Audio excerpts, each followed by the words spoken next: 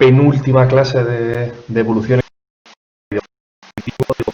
porque, como sabéis, si queréis hablamos un poco al final de la sesión. Esta última clase que tendremos el lunes que viene será el examen, aunque haremos primero una pequeña tutoría colectiva entre todos, pero esta es la última clase de temarios, en la última en la que vamos a dar temario de la guía. De hecho, la hemos reservado, está reservada para dar justo la última clase de la sesión. Vuelvo a compartir la cámara, que no sé si la estáis viendo. Me confirmáis, por favor, porque me daba un pequeño error. Vale. Genial. Gracias. Pues, como os decía, esta sesión, no sé si hay algún problema con Blackboard hoy. Si veis que en algún momento me perdéis, me decís, ¿vale? Y reiniciamos la plataforma. Porque no sé qué problema está dando Blackboard hoy. Si en algún momento me perdéis la voz, no os preocupéis por la cámara la recuperamos, pero si me perdéis la voz y no podéis seguir la clase, me decís. Como os decía, hoy en la sesión de hoy vamos a ver el último tema, el tema de estructura deportiva, ¿vale? Estructura deportiva de los deportes electrónicos, y está dividido, si habéis visto la guía, está dividido en dos puntos, ¿vale? El punto 6.1 y el punto 6.2. En el 6.1 veremos la profesionalización del entorno deportivo y en el segundo punto los modelos de estructura deportiva que tenemos en los deportes electrónicos. Directamente, por haceros una comparación más o menos con el mundo del deporte tradicional, podemos ver, o habíamos visto, ¿no?, como el desarrollo de eSports se desarrolla de una forma paralela o tenía unas dinámicas similares a las del deporte tradicional. Y esto lo tenemos en tres pilares básicos, por así los podemos englobar en tres grandes pilares, aunque, insisto, igual que cuando hablamos de las dinámicas propias del deporte electrónico, tenemos que tener en cuenta que siempre estos pilares o estas agrupaciones que hacemos se pueden dividir, pueden hacerse varias agrupaciones diferentes, podemos identificarlos con otros nombres, pero bueno, estos tres pilares, tal y como los podríamos entender del deporte competitivo, del videojuego competitivo, serían estos tres que tenéis en imagen. Por un lado, los rasgos competitivos del juego, por el otro lado, una estructura deportiva y, por último, el desarrollo mediático, ¿no? Todos los deportes que entendemos como deporte, ya sean deportes físicos tradicionales o otro tipo de deportes, comparten o tienen en común que el propio juego tiene unos rasgos competitivos, ¿no? Podemos pensar en prácticamente cualquier deporte tradicional, como puede ser desde el cricket pasando por deportes de motor. Todos esos juegos o todas esas dinámicas, esas actividades, insisto, sean físicas, más físicas, menos físicas, tienen unos rasgos competitivos. Las reglas permiten, habíamos visto en los videojuegos ocurre lo mismo, las reglas permiten que el juego sea competitivo, que haya una cierta igualdad de condiciones entre los competidores, etcétera. Eso es la base principal que permite que se desarrolle una estructura, ¿no? Una estructura competitiva, una estructura deportiva en torno al propio juego. Y por último, se desarrolla un entorno mediático de seguimiento, tanto de seguimiento por parte de afición o de aficionados, como un seguimiento mediático de medios de comunicación que hagan de altavoz a las narrativas o a las cuestiones que sucedan dentro del propio juego. En este caso hablamos de deporte, pero insisto, podemos hablar de eSport o de videojuego o de actividad competitiva en cualquier juego, independientemente del soporte del que estemos hablando o del que se desarrolle ese juego. Hasta aquí yo creo que no explico nada nuevo, no os descubro nada nuevo que no hayamos hablado ya, pero sí que es verdad que en esta clase os quería introduciros de alguna forma el enfoque que podemos ver para entender la estructura deportiva del juego como una estructura competitiva, una estructura puramente deportiva, independientemente, insisto, y saliéndonos siempre del debate que siempre intento evitar, ¿no?, que es el de si los eSports son o no un deporte. Creo que ya ese debate lo podemos tener superado, ¿no? Lo hemos visto en algunas clases, pero sí que me interesa que pues veamos o nos acerquemos al mundo del deporte, del juego, como estructura deportiva, ¿vale? No como deporte en sí o como cuestión física. Antes de pasar a la siguiente diapositiva, voy a hacer una cosa y voy a salir un segundo de la sesión y vuelvo a entrar, ¿vale? Para ver si puedo recuperar la cámara y si no, pues bueno, sin cámara. Pero hazme un segundo que lo voy a intentar.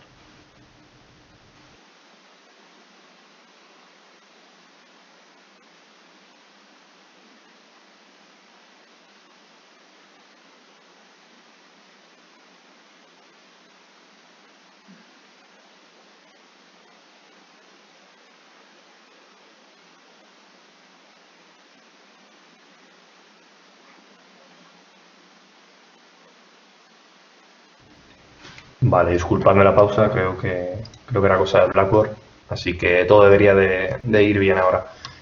Si en algún momento, insisto, me perdéis la voz o el audio o cualquier cosa, me decís, ¿vale? Porque sí que es verdad que la aplicación ha dado algún problema esta tarde, pero creo que está solucionado ya.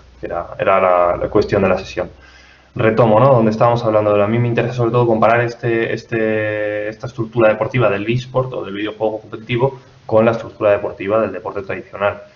No sé hasta qué punto conocéis o sois conocedores de la estructura o del ecosistema tradicional del deporte.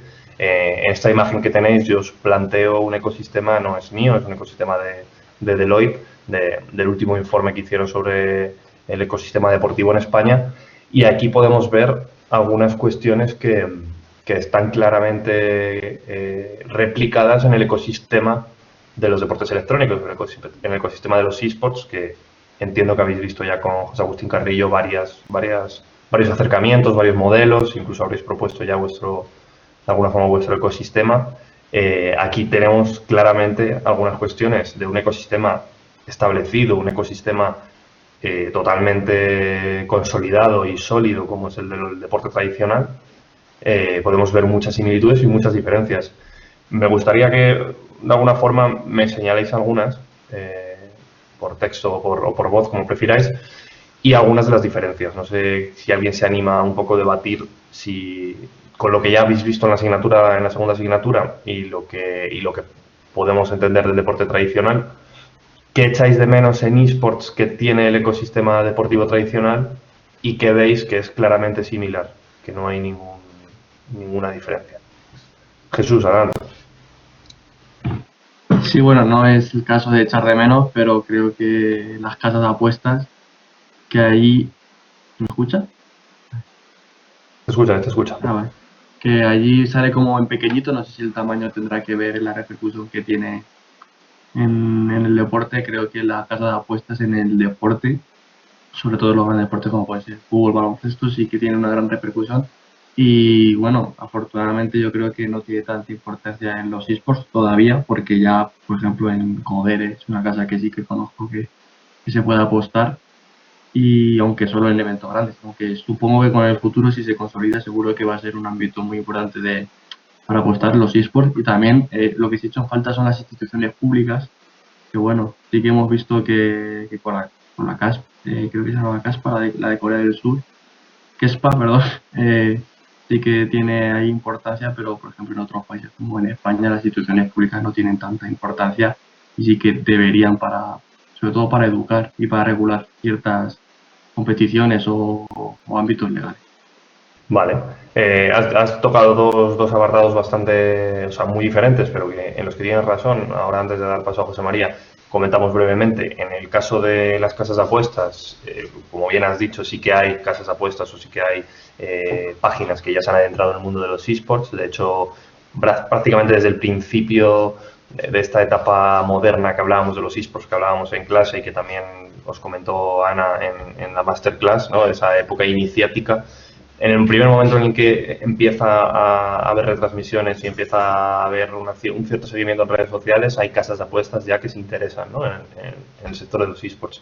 Yo recuerdo particularmente ya en una época posterior, en torno a 2013, 2014, que hay un pequeño boom, porque justo además coincide con el boom de las casas de apuestas deportivas digitales, y hay un pequeño boom que se adentran en el universo de los esports, ¿no? Y muchos brokers o bueno, gente que empieza a buscar a personas del sector, a profesionales, para asesorar a casas de apuestas o asesorar a personas que lleven apuestas para otros usuarios, ¿no?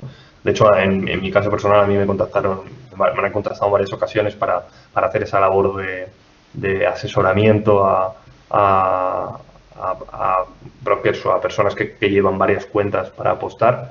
Nunca he participado en este tipo de cuestiones, pero sí que es verdad que hay un pequeño boom. Luego, a finales de 2016, 2015, hay como una pequeña bajada, hay una carga de publicidad negativa en torno a las casas de apuestas en el mundo de esports. También surgen algunos escándalos con amaños y algunas cuestiones un poco delicadas.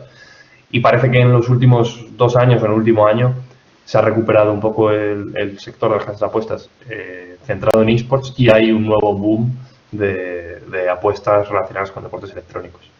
Apuestas que entran de una forma mucho más tangencial a la forma en la que entran en el deporte tradicional, porque es verdad que el caso de Betfair, ¿no? O incluso Codere, hay muchas casas que tienen un patrocinio directo en muchas competiciones deportivas. En el caso de esports, y también por las organizaciones y por el público, especialmente adolescente y menor, que hay en muchas competiciones, hay una cierta barrera mayor, ¿no? Respecto a las casas de apuestas, pero veremos a ver cómo se solventa esto. Hay organizaciones que han abierto los brazos a las casas de apuestas porque vienen con propuestas de patrocinio interesantes y con dinero, y hay otras organizaciones que se han cerrado, que han puesto una barrera, han dicho esports y apuestas, en mi organización no.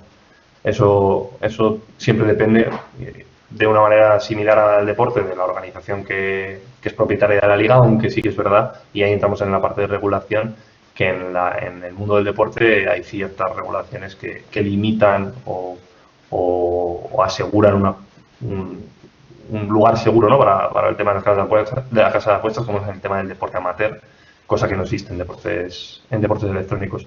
Antes de hablar de regulación y de meternos en este tema, José María tenía también la mano levantada. Adelante, José María. Hola, muy buenas. ¿Se me oye, no? Perfecto. Vale. A ver, el ecosistema realmente recoge elementos, tiene casi todos los elementos que hemos visto en la clase que comentabas de José, ¿vale?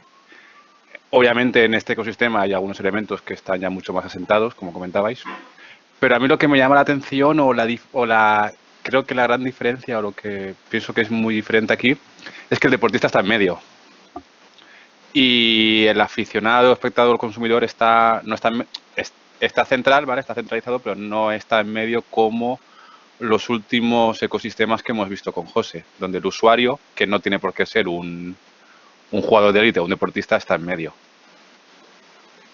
Vale, me parece curiosa la aportación, José María, porque no es lo que se suele decir, ¿no? O no es lo que se suele prestar atención desde fuera, pero sí que es una de las mayores críticas desde dentro. De hecho, no sé si habéis estado al tanto en esta última semana, en el caso de España y de Counter-Strike, concretamente, una asociación o un grupo de clubes, ¿no? Que están dentro de la ACE, que es la Asociación Deportiva de Clubes aquí que hay en España. Voy a decir mayoritaria porque realmente es la única en la que están los clubes principales y que sí que ejercen como lobby o como grupo de presión. Han decidido salirse de la Superliga Orange de Counter-Strike y plantean la posibilidad de crear su propia liga. Esto es una cuestión que no es nueva en España, pero sí es curioso, ¿no? En este momento en el que, bueno, la Superliga Orange, digamos que está en un punto de eclosión importante, de la misma manera que algunos de los clubes que están dentro están en un punto bastante destacado. Una de las críticas constantes desde los clubes en España, principalmente, aunque ocurre prácticamente también en los ecosistemas europeos y todos los occidentales, es que ellos también se quejan de no estar en un lugar destacado. Si vemos aquí, por ejemplo, en este ecosistema de Deloitte, a los clubes los tenemos también en un lugar pequeño, ¿no? Como podría ser el espectador, ¿no? en este espacio. Y al deportista lo tenemos en el medio, que es otra de las quejas en España de los jugadores. que parece que el deportista en eSport está en un lugar intermedio del ecosistema y nunca es el centro del ecosistema ni es el motivo claro por el que tienen sentido los eSports, que en algunos deportes o en muchos deportes, yo aquí dudaría un poco en este ecosistema de Deloitte, ¿no? Podríamos discutir si en fútbol, por ejemplo, o en atletismo el deportista está en el mismo lugar y los clubes están en el mismo lugar, ¿no? Pero sí que es verdad que esa es una cuestión clara, la que ha apuntado María. Había visto por el chat, también habéis comentado algunas cosas que obviamente también las hemos visto, ¿no? Es el caso de las federaciones. Comentaba antes Jesús, el caso de Kespa, ¿no? En Corea sí que tenemos esa federación o esa pseudo federación o agrupación oficial que además tiene que ver con las instituciones públicas, que también señalabais como una de las cuestiones claras que no tenemos en eSports. Aquí no quiero entrar mucho porque lo veréis en la asignatura que empezáis dentro de 15 días, la de regulación, pero aquí sí que vais a ver algunas formas, ¿no?, en las que los deportes o las que el mundo de las instituciones o del deporte tradicional se ha adentrado en el deporte electrónico o los eSports. Está claro que no es lo habitual, no está todavía muy extendido, ni siquiera la regulación está demasiado desarrollada. Decíais también, lo decía Javier, el publisher, ¿no?, que yo creo que es una de las cuestiones más importantes a la hora de diferenciar eSports de deportes. El publisher, obviamente, en el fútbol no existe, pero tenemos un publisher, entre comillas, ¿no?, en Fórmula 1, que podríamos entender. Al final, en Fórmula 1, el deporte de motor o las carreras de coches no son propiedad de un organismo ni de una empresa, pero sin embargo hay competiciones concretas como puede ser el Fórmula 1 la Fórmula 1, que es una competición creada con una reglamentación propia. Además, este fin de semana también hemos tenido, ¿no?, el tema de la regulación propia o la autorregulación de la Fórmula 1, con esa sanción a Hamilton y el podio del español Sainz, que vemos, ¿no?, como esa competición tiene una reglamentación estructurada, interna y propia, que es independiente a la de otras reglamentaciones de deportes de motor, o aunque existe una federación internacional, etcétera, ¿no? Eso sí que es verdad. Pero bueno, digamos que el caso de las federaciones, las instituciones públicas o la vinculación del Estado y el ecosistema y el publisher son tres de los elementos claros del ecosistema de eSports que no tendríamos en el ecosistema deportivo tradicional, como ya habréis visto en las clases de José. Y obviamente eso vincula al resto de agentes como el deportista, ¿no?, o el jugador y los clubes. Y está claro que al final todo el tema de la regulación que hay alrededor es un universo paralelo al que tendríamos en deportes. A mí me gusta mucho en este ecosistema que presenta Deloitte esto que ellos llaman industrias auxiliares, que son cuestiones que también podemos comentar, ¿no?, que pues al final las propiedades inmobiliarias en eSports ahora mismo no es una cuestión que tenga un impacto muy grave o muy amplio, pero por ejemplo en países como Estados Unidos se están desarrollando proyectos arquitectónicos o inmobiliarios relacionados con estadios propios de eSports, salones o grandes ubicaciones, ¿no?, facilities, como las llaman ahí, eSports facilities, que son donde entrenan los equipos, donde pueden irlas a ver los aficionados, ¿no? También pasa en Europa con las principales ligas, tienen sus estudios, la propia LVP. Estamos hablando ahí a medio camino, Tatiana, entre lo que sería la infraestructura propia de la liga y lo que sería un negocio asociado al mundo de la compraventa de propiedades, porque en el caso de los clubes, sabéis que tradicionalmente se conoce o están los casos de la gaming house, esa casa o ese chalet que el club compra para que los chavales entrenen.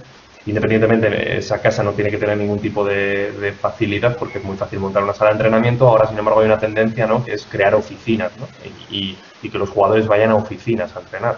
Entramos ya en una cuestión diferente a lo que son las propiedades privadas dentro de la compra de inmuebles para los clubes, para jugar o para tener a sus jugadores, que es muy similar un poco, también me gusta compararlo con el deporte de motor, porque si más o menos sabéis cómo funciona el deporte de motor, los clubes, ¿no? O las escuderías tienen sus oficinas igual que los agentes, ¿no? Sus espacios donde trabajan, y el piloto, aunque no compite allí, el piloto trabaja muchas veces en la oficina o trabaja desde la oficina, donde se reúnen con el equipo, con los mecánicos, etcétera. Cuando un estadio busca un mantenimiento sostenible, dices, bueno, en el caso de los casos que hay en Estados Unidos de estadios, hay dos tipos de estadios. Los creados por entidades o organizaciones esports, que de alguna forma u otra pueden ser o no el propio club o la propia organización que crea su propio estadio o su propio lugar o oficina donde pueden ir los aficionados y donde además se juegan competiciones. Y luego están los estudios de arquitectura o constructoras que se están asociando para crear o para hacer la nueva Gaming City o un espacio dentro de un mall, de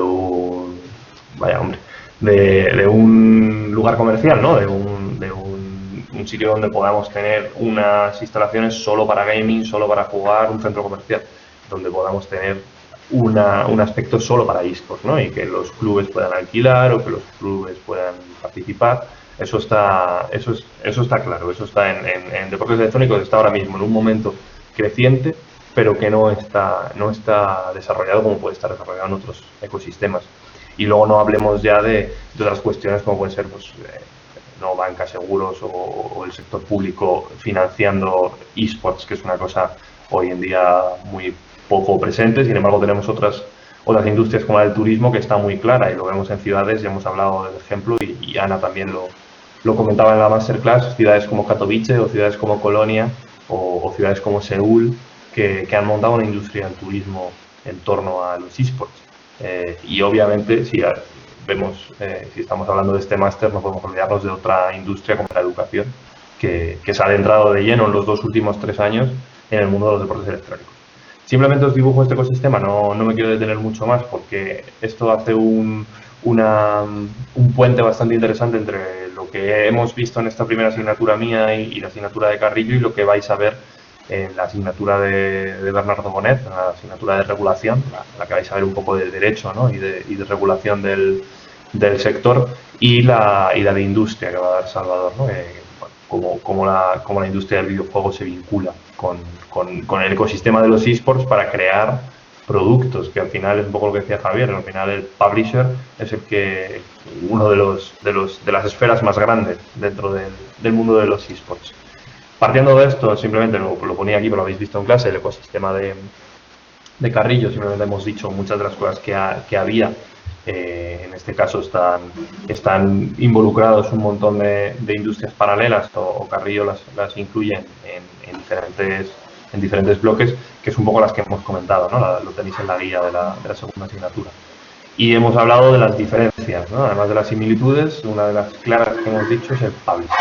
Una diferencia clara entre el ecosistema deportivo tradicional y el ecosistema de los eSports, independientemente de que existan, como os decía, el caso de la Fórmula 1, una empresa, ¿no? O incluso podemos pensar, alejándonos también del deporte y centrándonos en el espectáculo, el wrestling, ¿no? La lucha libre teatralizada, la WWE y todo este tipo de competiciones, que también no dejan de ser una actividad deportiva espectacular en la que hay una propiedad o un ente, ¿no? Que controla y es propietario de su juego o de su espectáculo, como es el caso de la lucha libre. El publisher, al final, aquí tienen unas diferencias claras con el mundo del deporte tradicional, porque es su producto el que orquesta el ecosistema propio de su juego a nivel eSports. Esto no voy a insistir mucho más, lo hemos hablado muchas veces, y es la diferencia clave que genera tantos problemas y a la vez tantas oportunidades en el mundo de los eSports. Y otra de las cuestiones que hablabais eran los organismos oficiales, ¿no? O los organismos superiores, como conocemos en deporte muchas veces, como están vinculados con el Estado, o incluso federaciones. Aquí en este caso yo os pongo 3 ejemplos diferentes de tipos diferentes de organizaciones o de organismos Por un lado tendríamos KESPA, ¿no? Que decía Jesús, esa Korean eSports Association, que recordad, vimos en clase, era una organización que surge con apoyo del Estado y que engloba la actividad o intenta englobar la actividad de los eSports en Corea del Sur, que tiene vinculación directa con el Ministerio de Deporte y Turismo y que puede o no tenerla. Hay otras organizaciones nacionales en algunos deportes que se gestionan de manera autónoma y que no tienen vinculación con el deporte, con el mundo del Estado, ¿no? No tienen una vinculación directa con el mundo ejecutivo del Estado o con el propio país o las propias organizaciones deportivas del país. Tendríamos el caso de agrupaciones internacionales, como es la International Esports Federation. Creo que es una especie de mega federación que agrupa a varias organizaciones internacionales o nacionales que desarrollan actividades continentales, locales o supracontinentales, que intentan crear un entorno, también un grupo de presión, pero un entorno común, donde hay unas mismas normas, donde se reúnen periódicamente, donde intentan generar una discusión o intentar, a modo de lobby también, ver los siguientes pasos o las necesidades del sector a nivel internacional. Y luego tendríamos, por ejemplo, otro tipo diferente, como serían las asociaciones de stakeholders. En este caso os pongo el ejemplo de la ACE, que es una asociación local de clubes, ¿no? Una asociación local de clubes en España, donde están prácticamente representados los grandes o los principales clubes españoles, como pueden ser los Giants, ¿no? O Movistar Riders, o incluso clubes que han tenido una trayectoria histórica larga, como puede ser Wizards, que está volviendo otra vez al nivel de la alta competición, que están integrados dentro de esta ACE y que toman decisiones como la de este pasado fin de semana, que no sé si conocéis el caso, pero bueno, los principales clubes de la Superliga Orange de Counter-Strike han decidido dejar de participar en la liga por unas cuestiones propias. No es una decisión de la ACE como liga, como asociación de clubes, es una decisión de los clubes que toman la decisión en conjunto de no participar y de crear una liga o intentar potenciar la creación de una nueva liga. Veremos a ver en qué termina todo eso, pero obviamente estamos hablando de un grupo de presión que deja a un agente muy importante, como es el caso de la LVP, sin equipos competitivos y sin jugadores, ¿no? Es una de las críticas que se hace, que al final la fuerza trabajadora importante del sector, que son los jugadores, pertenecen a los clubes y los clubes no reciben a cambio por derechos de imagen de las ligas algún tipo de cuestión. Ahora mismo, Javier, no hay ninguna competición ahora mismo deportiva de eSports que esté controlada por los mismos equipos como tal, pero han existido asociaciones, ¿no? O organizaciones creadas con una vinculación muy clara con los clubes. En el caso del VP, de hecho, es un ejemplo claro de asociación que trabaja estrechamente, ¿no? O de organización que trabaja estrechamente con los clubes y desarrolla una competición por y para X clubes. De hecho, el tema de las licencias siempre fue una cosa muy criticada por algunos clubes en la LVP, pero garantizó esa estabilidad muchas veces de la competición. De hecho, mañana viene Sergi Mesonero, que es uno de los fundadores de la LVP. Tendremos con él la masterclass, igual que tuvimos con Ana a través de la sala general. Y de hecho con él incluso podemos ver, ¿no? O podemos hablar este tipo de acuerdos, cómo surge entre los clubes y las ligas, que muchas veces o casi siempre está basado en una licencia. Estaba intentando hacer memoria porque en Rainbow Six, por ejemplo, surgió hace poco una iniciativa de crear una liga de clubes. No ha llegado a buen puerto y el caso de Counter-Strike, por ejemplo, es una cuestión que trae cola, ¿no? Los clubes en Counter-Strike siempre ha sido una escena un poco fragmentada, siempre ha habido varias ligas paralelas. Está, por ejemplo, la SL, ¿no? Que sería en España la competidora de LVP, tenía su propia liga de Counter-Strike que se operaba de forma paralela a la Superliga Orange de LVP. Veremos a ver, ¿no? Esta es una oportunidad interesante de crear una liga propia de un club, pero seguramente propia de unos clubes, perdón, pero que seguramente si surge o si sucede contarán con un operador externo que al final no dejará de ser un organizador que con el que acuerden unos derechos diferentes o unas aportaciones económicas diferentes para organizar la liga. Yo creo que si sucede esa propia liga irá más en esa línea, o sea, la hace como crear una liga, no es una operadora de liga, siempre van a tener que contar con algún operador externo. Veremos a ver en qué queda, no creo que tardemos mucho en conocer el resultado.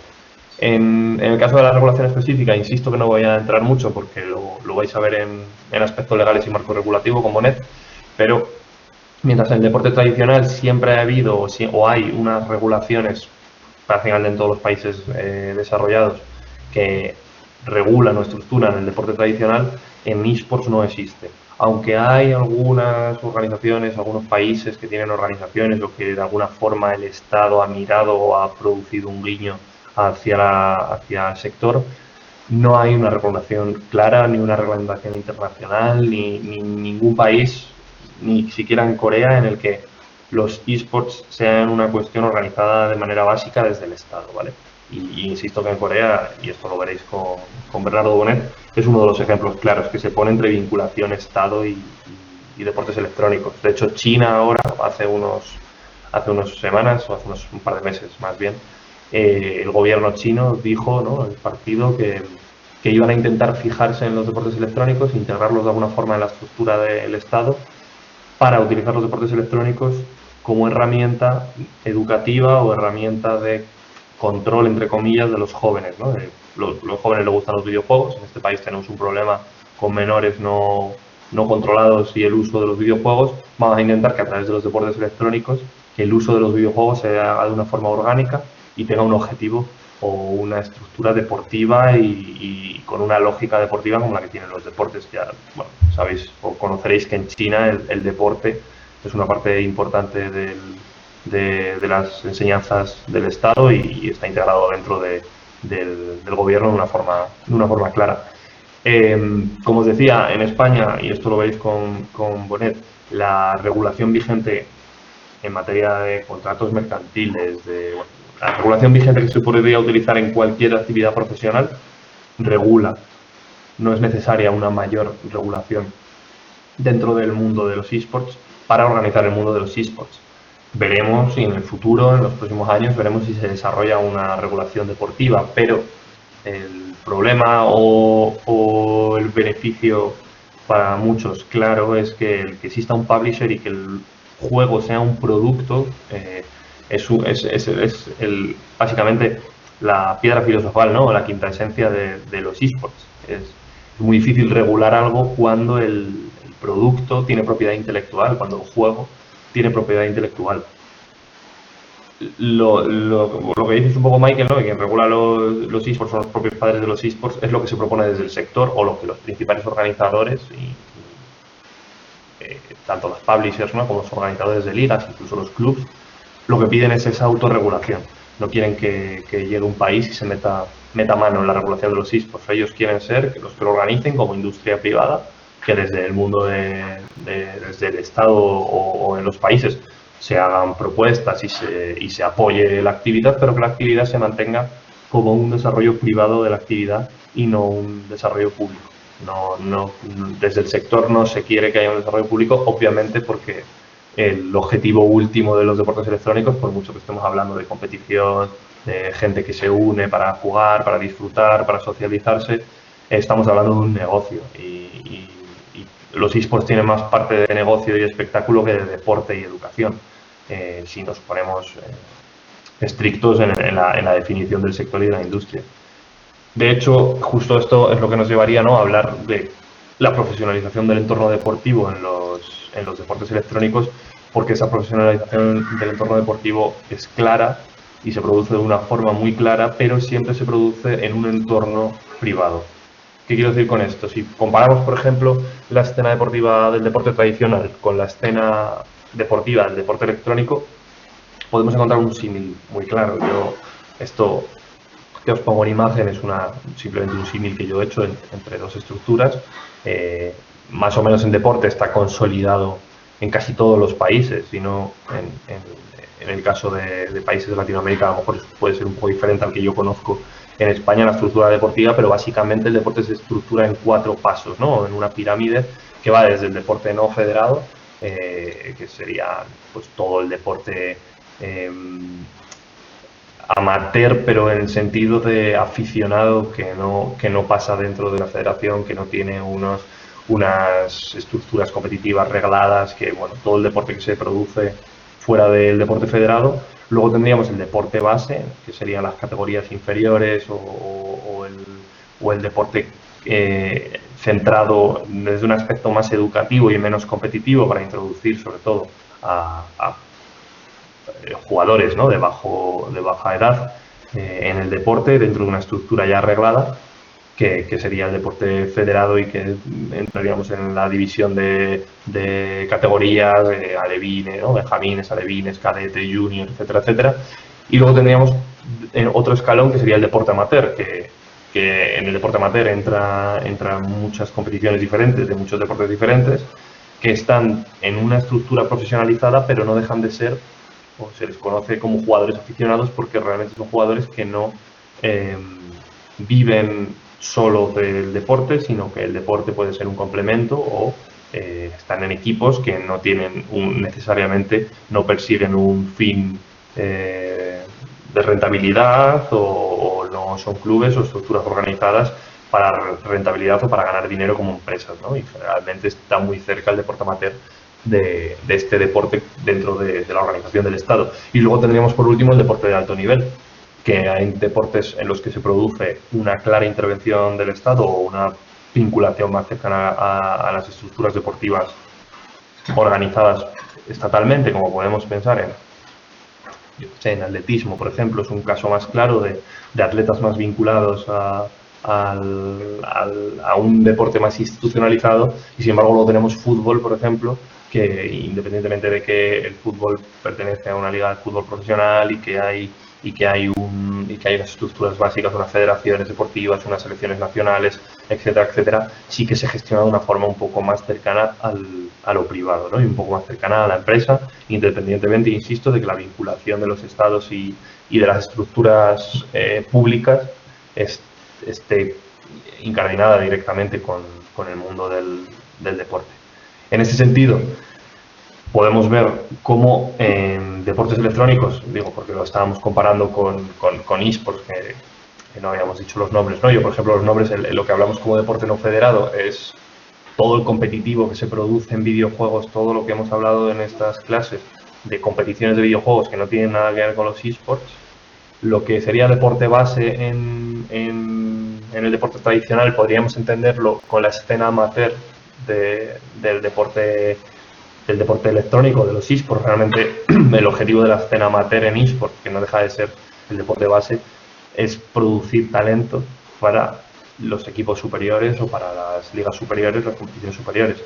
Y tendríamos un escalafón, este escalafón semiprofesional, que es muy tímido porque es muy difícil muchas veces diferenciar el escalafón semiprofesional del amateur, que al final sería pues gente que ya, jugadores que pertenecen a equipos, organizaciones profesionales o semiprofesionales y ya participan en competiciones importantes, en competiciones donde ya hay premios importantes, donde puede haber incluso un jugador viviendo exclusivamente de jugar, y luego lo que sería el deporte de alto nivel, que es lo que entendemos en los eSports como deporte profesional, ¿no? O jugadores profesionales, que hay pocos. Realmente, si tenemos en cuenta el número de jugadores o de aficionados o entusiastas que hay a los eSports, hay muy pocos jugadores profesionales que se puedan dedicar en exclusiva a jugar y a vivir de jugar.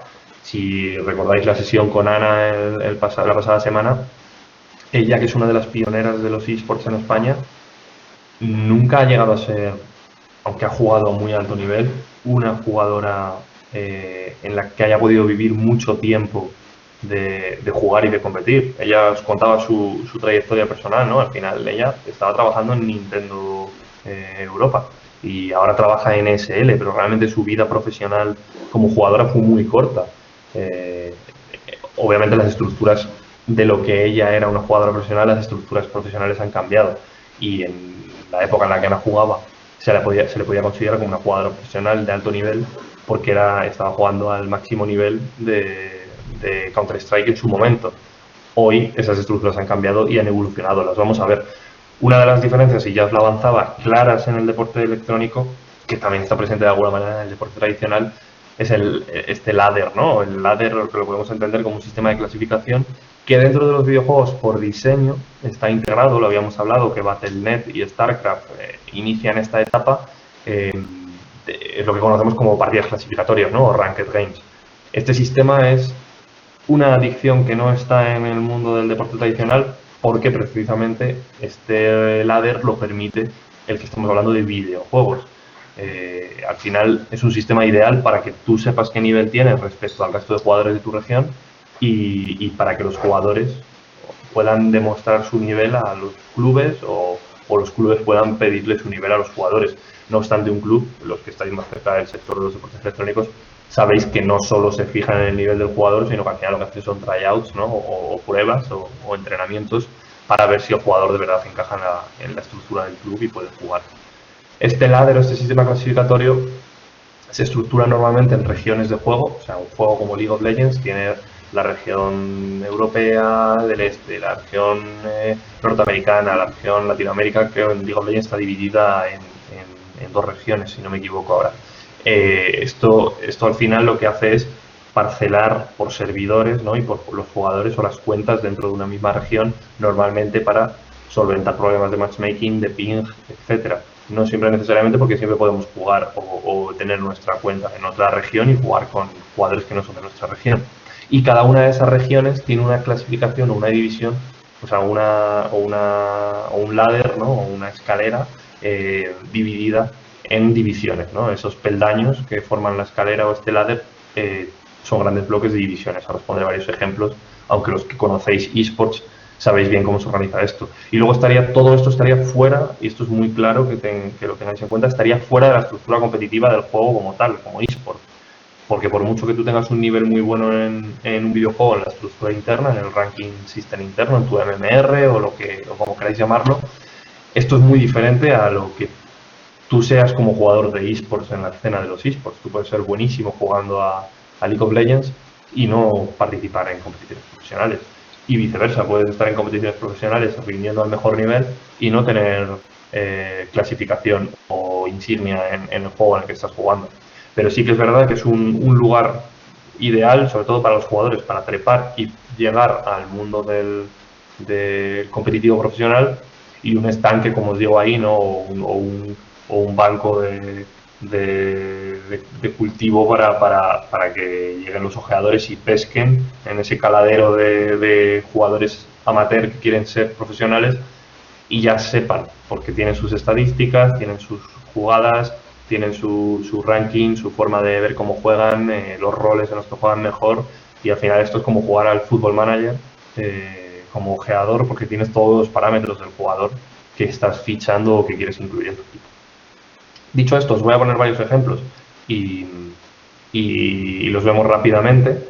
No me quiero entretener mucho, pero bueno, los discutimos. En el caso claro es League of Legends. Si queréis comentar, levantadme la mano y paramos, ¿vale? En el caso de League of Legends, y os cuento un poco cómo funciona la estructura, es una estructura compleja. La estructura de League of Legends al final lo que hace es evolucionar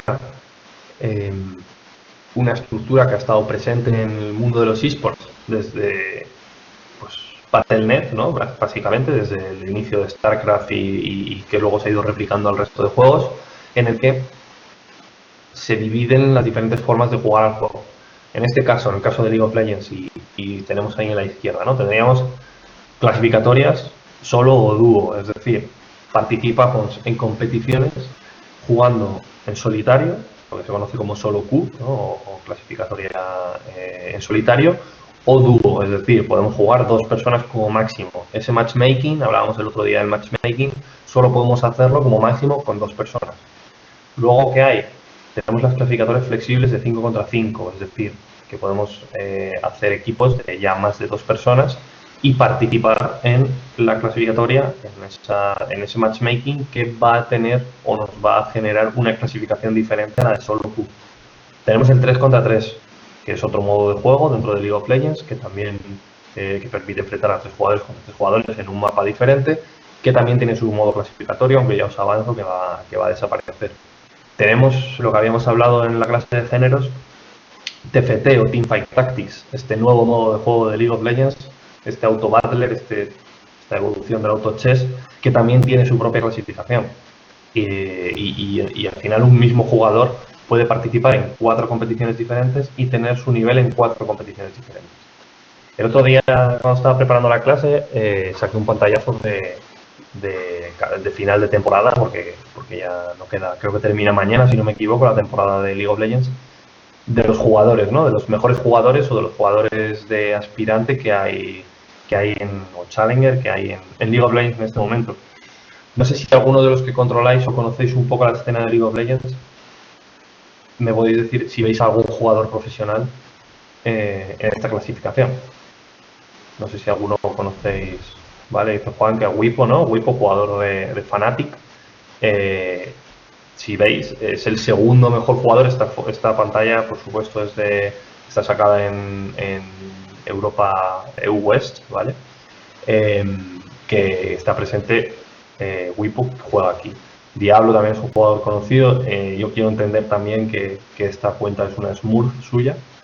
Y de hecho, algunos de los que hay aquí, bueno, tenemos aquí a Decay, ¿no? Pero algunos de los jugadores que hay aquí son Smurf o podrían ser Smurf. Pero lo que tenemos claro o vemos muchas veces es que los mejores jugadores de juego no necesariamente son jugadores que estén en la escena eSport. Esto está muy claro en juegos como, yo qué sé, puedo pensar en Clash of Clans o Clash Royale. De hecho, algunos de los mejores jugadores de Clash Royale del mundo no juegan en competitivo profesional, no juegan en eSports. Y en League of Legends es muy claro, los 10 mejores jugadores del servidor en este momento, igual la mitad no son jugadores profesionales ni juegan en ningún equipo. Muchas veces es difícil saberlo porque muchos de los jugadores profesionales juegan con Smurf precisamente para que la gente no sepa que son ellos, pero esto lo tenemos claro en el caso de League of Legends. Como os decía, ¿cómo se organiza la clasificación de League of Legends ahora mismo? ¿Cómo se organizan las ligas clasificatorias de League of Legends? Pues ahí tenéis, ¿no? Los que jugáis al LoL o los que conocéis LoL sabéis más o menos cómo se organiza y tenéis desde estas ligas inferiores que son, bueno, tenemos cuando no has participado en ninguna clasificatoria no tienes rango, y cuando estás participando en las partidas previas de colocación pues tienes una clasificación provisional, ¿no? Luego podemos caer en la Liga de Hierro, que es una liga nueva bueno, relativamente nueva, que no existía, en la Liga de Bronce, en la Liga de Plata, en Oro, tenemos Platino, Diamante, Máster y Gran Máster, que serían 2 adiciones también relativamente nuevas, y Challenger, ¿no? O aspirante. Al final, un jugador tiene, para poder subir de clasificación, una vez que juegues tus 10 partidas clasificatorias o tus 10 partidas de selección, si caes, por ejemplo, pienso en Hierro 3 o Hierro 2, tienes que jugar una promoción para subir a Hierro 1, ¿no? Tienes que jugar partidas para ganar a Hierro 1. Para subir de división o para cambiar dentro de el último escalón de esta división y pasar de Hierro a Bronce, por ejemplo, habría que jugar una clasificatoria, ¿no? Los que jugáis a League of Legends sabéis que tenéis que jugar 3 partidas o 5 en función de dónde queráis subir, y tenéis que ganar de 3, tenéis que ganar 2, de 5 tenéis que ganar 4, ¿no? Si no me equivoco, son las que hay que ganar o sea, solo se puede perder una. 3 son las que hay que ganar, ¿vale? Son 3 partidas, solo puedes perder 2.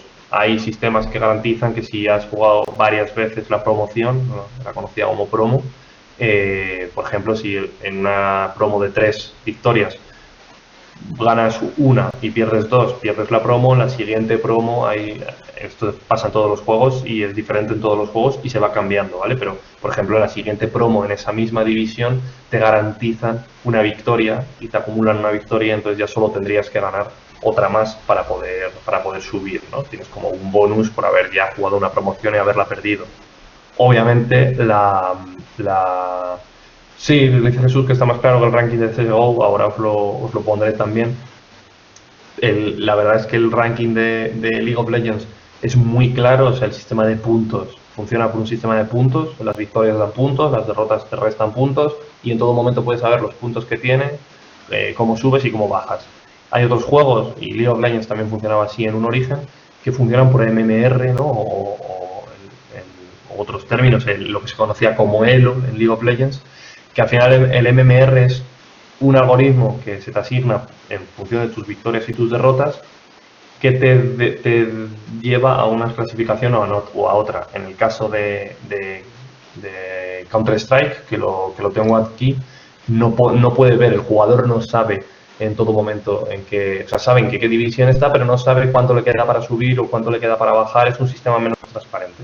En el caso de Counter-Strike, pues aquí tenéis las diferentes divisiones que hay hasta llegar al Elite, que sería lo mayor, y además tenéis aquí la división, ¿no? Desde plata tenéis la división por jugadores, cómo se organizan los jugadores. El lugar donde más jugadores hay es en Gold Nova 2.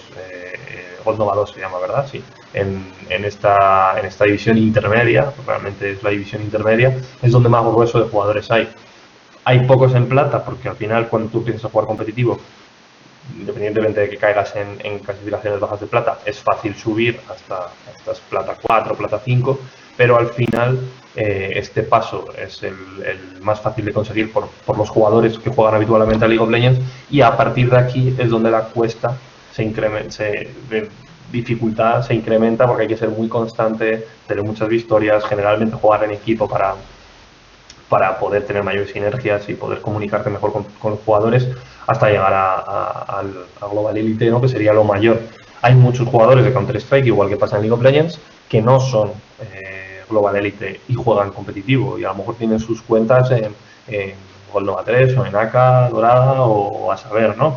Pero ellos no juegan, no invierten tiempo en jugar en el sistema ladder del juego, igual que en League of Legends. Hay jugadores que no invierten tiempo en jugar en el sistema de clasificatorias, juegan partidas custom o estas partidas que se juegan entre equipos normalmente para entrenar y para jugar a un nivel que es el nivel de esports, que difiere mucho. Y si jugáis con Faceit, ¿no? Que en el caso de Jesús, que dice Jesús, en el caso de Faceit es una comunidad que permite jugar en una estructura competitiva muy amateur, pero que permite, ¿no?, medirte a otras personas de tu rango y saber de una forma un poco más organizada que lo que es una partida de Counter-Strike en ladder o en ranking, que muchas veces son un desbarajuste increíble. Y pasa también en League of Legends. Muchas veces se dice, ¿no?, que salir de plata o de bronce, que es muy difícil, que es imposible, porque siempre encuentras cosas que obviamente en una partida competitiva profesional, con árbitros, con equipos y con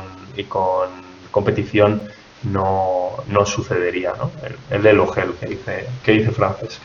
Os ponía aquí esta simpática imagen, no sé si habéis estado al tanto de esto.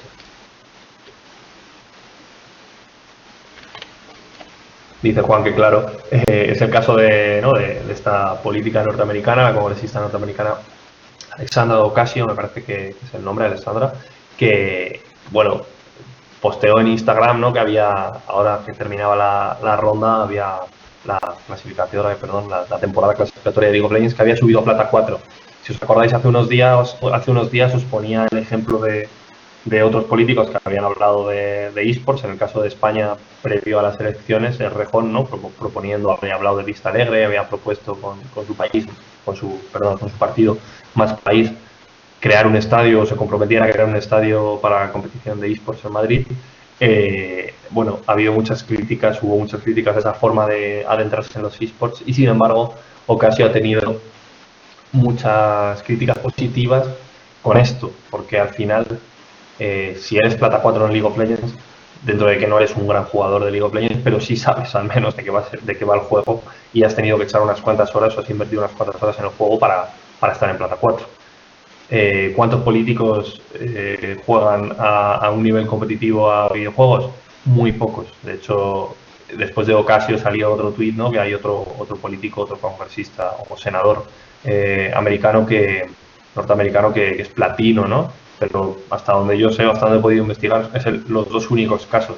En España y en muchos países de Latinoamérica no me imagino a los congresistas jugando partidas de League of Legends, por ejemplo, cuando sin embargo en sus campañas políticas sí que juegan partidos de fútbol o van a las carreras o vela o golf o hay otros muchos deportes en los que sí de forma de campaña, en campaña también, ¿no? Juegan y hacen partidos, ¿no? Pienso, me viene a la cabeza, en España, los que sois de España, sabéis que hemos tenido las elecciones hace poco, el último día de la campaña, Albert Rivera jugó un partido de fútbol con otros políticos en un acto de campaña, ¿no?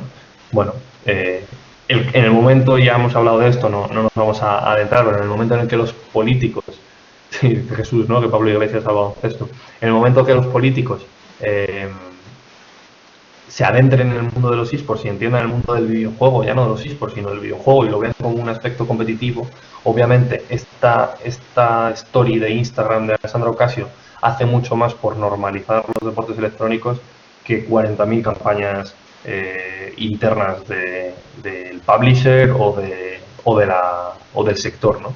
Independientemente de que luego puedas tener una vinculación o no ideológica con el político que lo haga. No entiendo muy bien lo que decías, Michael, o los que sabemos de esports. Ah, vale. Bueno, es algo que surgirá de forma natural, ¿no? Hemos hablado muchas veces que el tema de los deportes electrónicos es un tema generacional y que igual que todos nosotros o de alguna forma todos hemos jugado algún deporte en la escuela y fuera de la escuela en extraescolares, todos las personas o todos los niños de hoy en día o todos los hijos de gente que hemos jugado a videojuegos y que lo entendemos como algo normal serán jugadores de videojuegos, independientemente de que sean jugadores de esports o no, o nivel competitivo o no, pero hombre, es normal que haya, que sobre todo los perfiles jóvenes, ¿no? Haya pues personas que juegan a videojuegos. Es el caso de algunos políticos en España, de los partidos nuevos que entraron, que tienen perfiles más jóvenes, que bueno, se han declarado, ¿no? Jugadores de videojuegos, o pasa lo mismo con las series o con otras muchas formas de entretenimiento realmente de estas nuevas décadas que no eran tan populares hace unos años, ¿no? Aunque obviamente a videojuegos ha jugado todo el mundo y muchos políticos también y algunos incluso en el Congreso de los Diputados los hemos visto que han sido pillados. Os pongo un último ejemplo de reparto de jugadores, en este caso de Rainbow Six. No sé si conocéis más o menos la estructura de Rainbow Six y nos pasa un poco más o menos lo mismo que lo que ocurre en Counter-Strike, ¿no? Que el grueso de jugadores se centra en esta clasificación de plata, bronce, oro, ¿no? Sobre todo plata, y cae más drásticamente que en Counter-Strike en elos más altos, ¿no? O en competiciones más altas. Veis aquí lo del MMR que os decía, este es el valor del algoritmo que se le otorga al jugador. Si veis esta puntuación o este algoritmo no es proporcional, es decir, para pasar de bronce a plata hay menos puntos de MMR, ¿no? que en otras divisiones, y la división de platino, que solo tiene 3 divisiones como oro o diamante y campeones, que no tiene divisiones, que es solamente una única división. Bueno, no me voy a centrar mucho más en esto. Todos los juegos que tienen una escena más o menos esports, de alguna forma tienen algún sistema clasificatorio, en unos más evidentes, como es en el caso de League of Legends, y en otro mucho más velados, como es en el caso de Counter-Strike. No sé si os ocurre algún ejemplo de juegos que tengan sistema ladder o sistema de clasificación. Yo había dicho antes uno, Clash Royale, que no sé si habéis jugado a Clash Royale, pero también sería un ejemplo de juego con un sistema claro. Rocket League, dice Javier, Overwatch, José María, Apex, Juan, Fortnite, Sergio, el Foot Champions, que dice Michael, de FIFA. ¿Hay algún de los que tenéis micro, si queréis, algún modelo de juego o algún modelo de sistema de clasificación ladder que os guste más que otro? Me levantáis la mano y os doy paso. ¿Y por qué os gusta? Me gustaría que explicarais un poco, Jesús. Bueno, yo soy jugador de Counter y no salgo de AK Laurel, por así decirlo, sería como el oro en el LoL. Y bueno, me encanta el Counter, pero es que odio el ranked, lo odio porque es que no hay manera de saber cuándo va a subir, si sabes que va a subir, cuándo van a ser 7 partidas, supuestamente cuanto matas más que mueres y ayudas a tu equipo, con las asistencias, con plantando, defusando, tal. Pero no hay manera, porque lo mismo subes con 6 victorias que bajas con una derrota, es que no hay manera. Y ahora que me han enseñado la del LoL, que yo no juego al LoL, lo entiendo, pero no juego, sí que me ha dado bastante envidia saber cuánto vas a subir, qué tienes que hacer para subir. Sabía que en LoL estaba ese modo, pero es que en Counter no hay una fórmula para adivinarla. Sabes que tienes que matar y ganar y poco. Y es que es lo que más odio de los juegos. A nivel de diseño de juego, este sistema de divisiones, me siento identificado contigo, Jesús, porque yo, que ahora hace muchísimo que no juego competitivamente al Counter, siempre he jugado tradicionalmente y a mí me ha costado mucho salir siempre de este AK Laurel, porque al final el juego lo que hace es un sistema de MMR interno que en función del grueso de jugadores o del número de jugadores que hay en el resto de divisiones, así te reparte. Entonces, si hay momentos en los que la clasificación superior está copada o hay muchísimos jugadores, perdón, con el mínimo error te caes a la anterior clasificación. Y hay muchas veces que por lo que sea en Gold Nova 2 faltan jugadores y subes desde plata a Gold Nova 2 en 10 partidas. Ese sistema de competición es frustrante, como dice Juan, porque no te permite, aunque tú más o menos sabes medir tu nivel, no te permite saber de qué forma vas o cuándo vas a poder subir o si hay unos horarios en los que es más fácil jugar o no. Al final es casi como el algoritmo de las redes sociales, ¿no? De Facebook o de Instagram, que no sabes muy bien cuando llevas una cuenta si vas a funcionar mejor o vas a funcionar peor o vas a saber subir tu post y que lo vea más gente, porque nunca es transparente el algoritmo, ¿no? Y el algoritmo va cambiando. En el caso de Counter-Strike, ese algoritmo lo podríamos comparar con el mundo de las redes sociales, porque es un algoritmo que va cambiando, cambiante y que no es del todo transparente. Obviamente, se dice, ¿no?, que cuantas más bajas generas o cuantas más asistencias generas a tu equipo, mejor puntuación te dan, pero claro, al final tú puedes marcarte una partida increíble y no subir o de repente jugar una partida muy buena y haber tenido una derrota entre medias y otras 4 victorias muy buenas y por haber tenido una derrota te vas a la liga anterior. Eso y es frustrante. Os doy paso, Michael, tenía la mano levantada. Bueno, bueno, yo quisiera hablar de dos, ¿no? De Street Fighter y de FIFA. FIFA tuvo un cambio muy simpático, por decirlo así, para la clasificatoria y demás.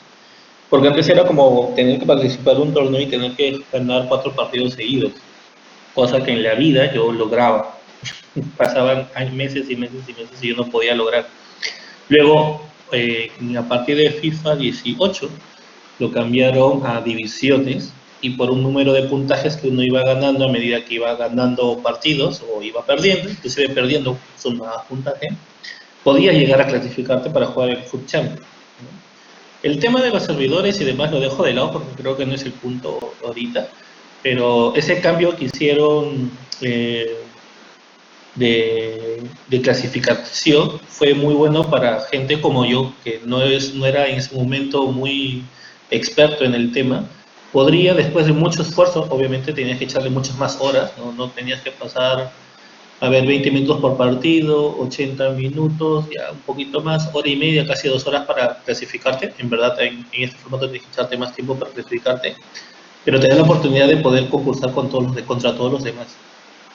Bueno, creo que eso es la satisfacción que puede tener un jugador, desde amateur como yo hasta uno que es casi experto. Eso, ¿no?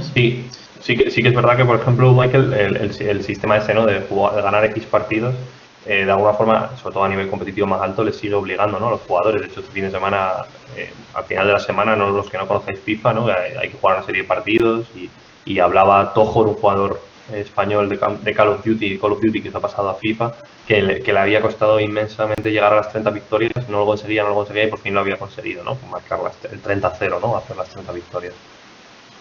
Es un sistema más complicado, pero sí que es verdad que en ese cambio, sobre todo para los jugadores que somos menos o sea, que no somos profesionales, pues el introducir las divisiones facilita el juego y exige menos y no te exige estar pegado al juego y compitiendo, como se quejan muchas veces los profesionales, ¿no? De que tienen que competir en un fin de semana, tienen que echar 16 horas al juego para poder tener opción de entrar en la estructura profesional competitiva de FIFA, que es uno de los juegos a los que se accede desde el propio juego, porque el sistema lo organiza la propia EA Sports.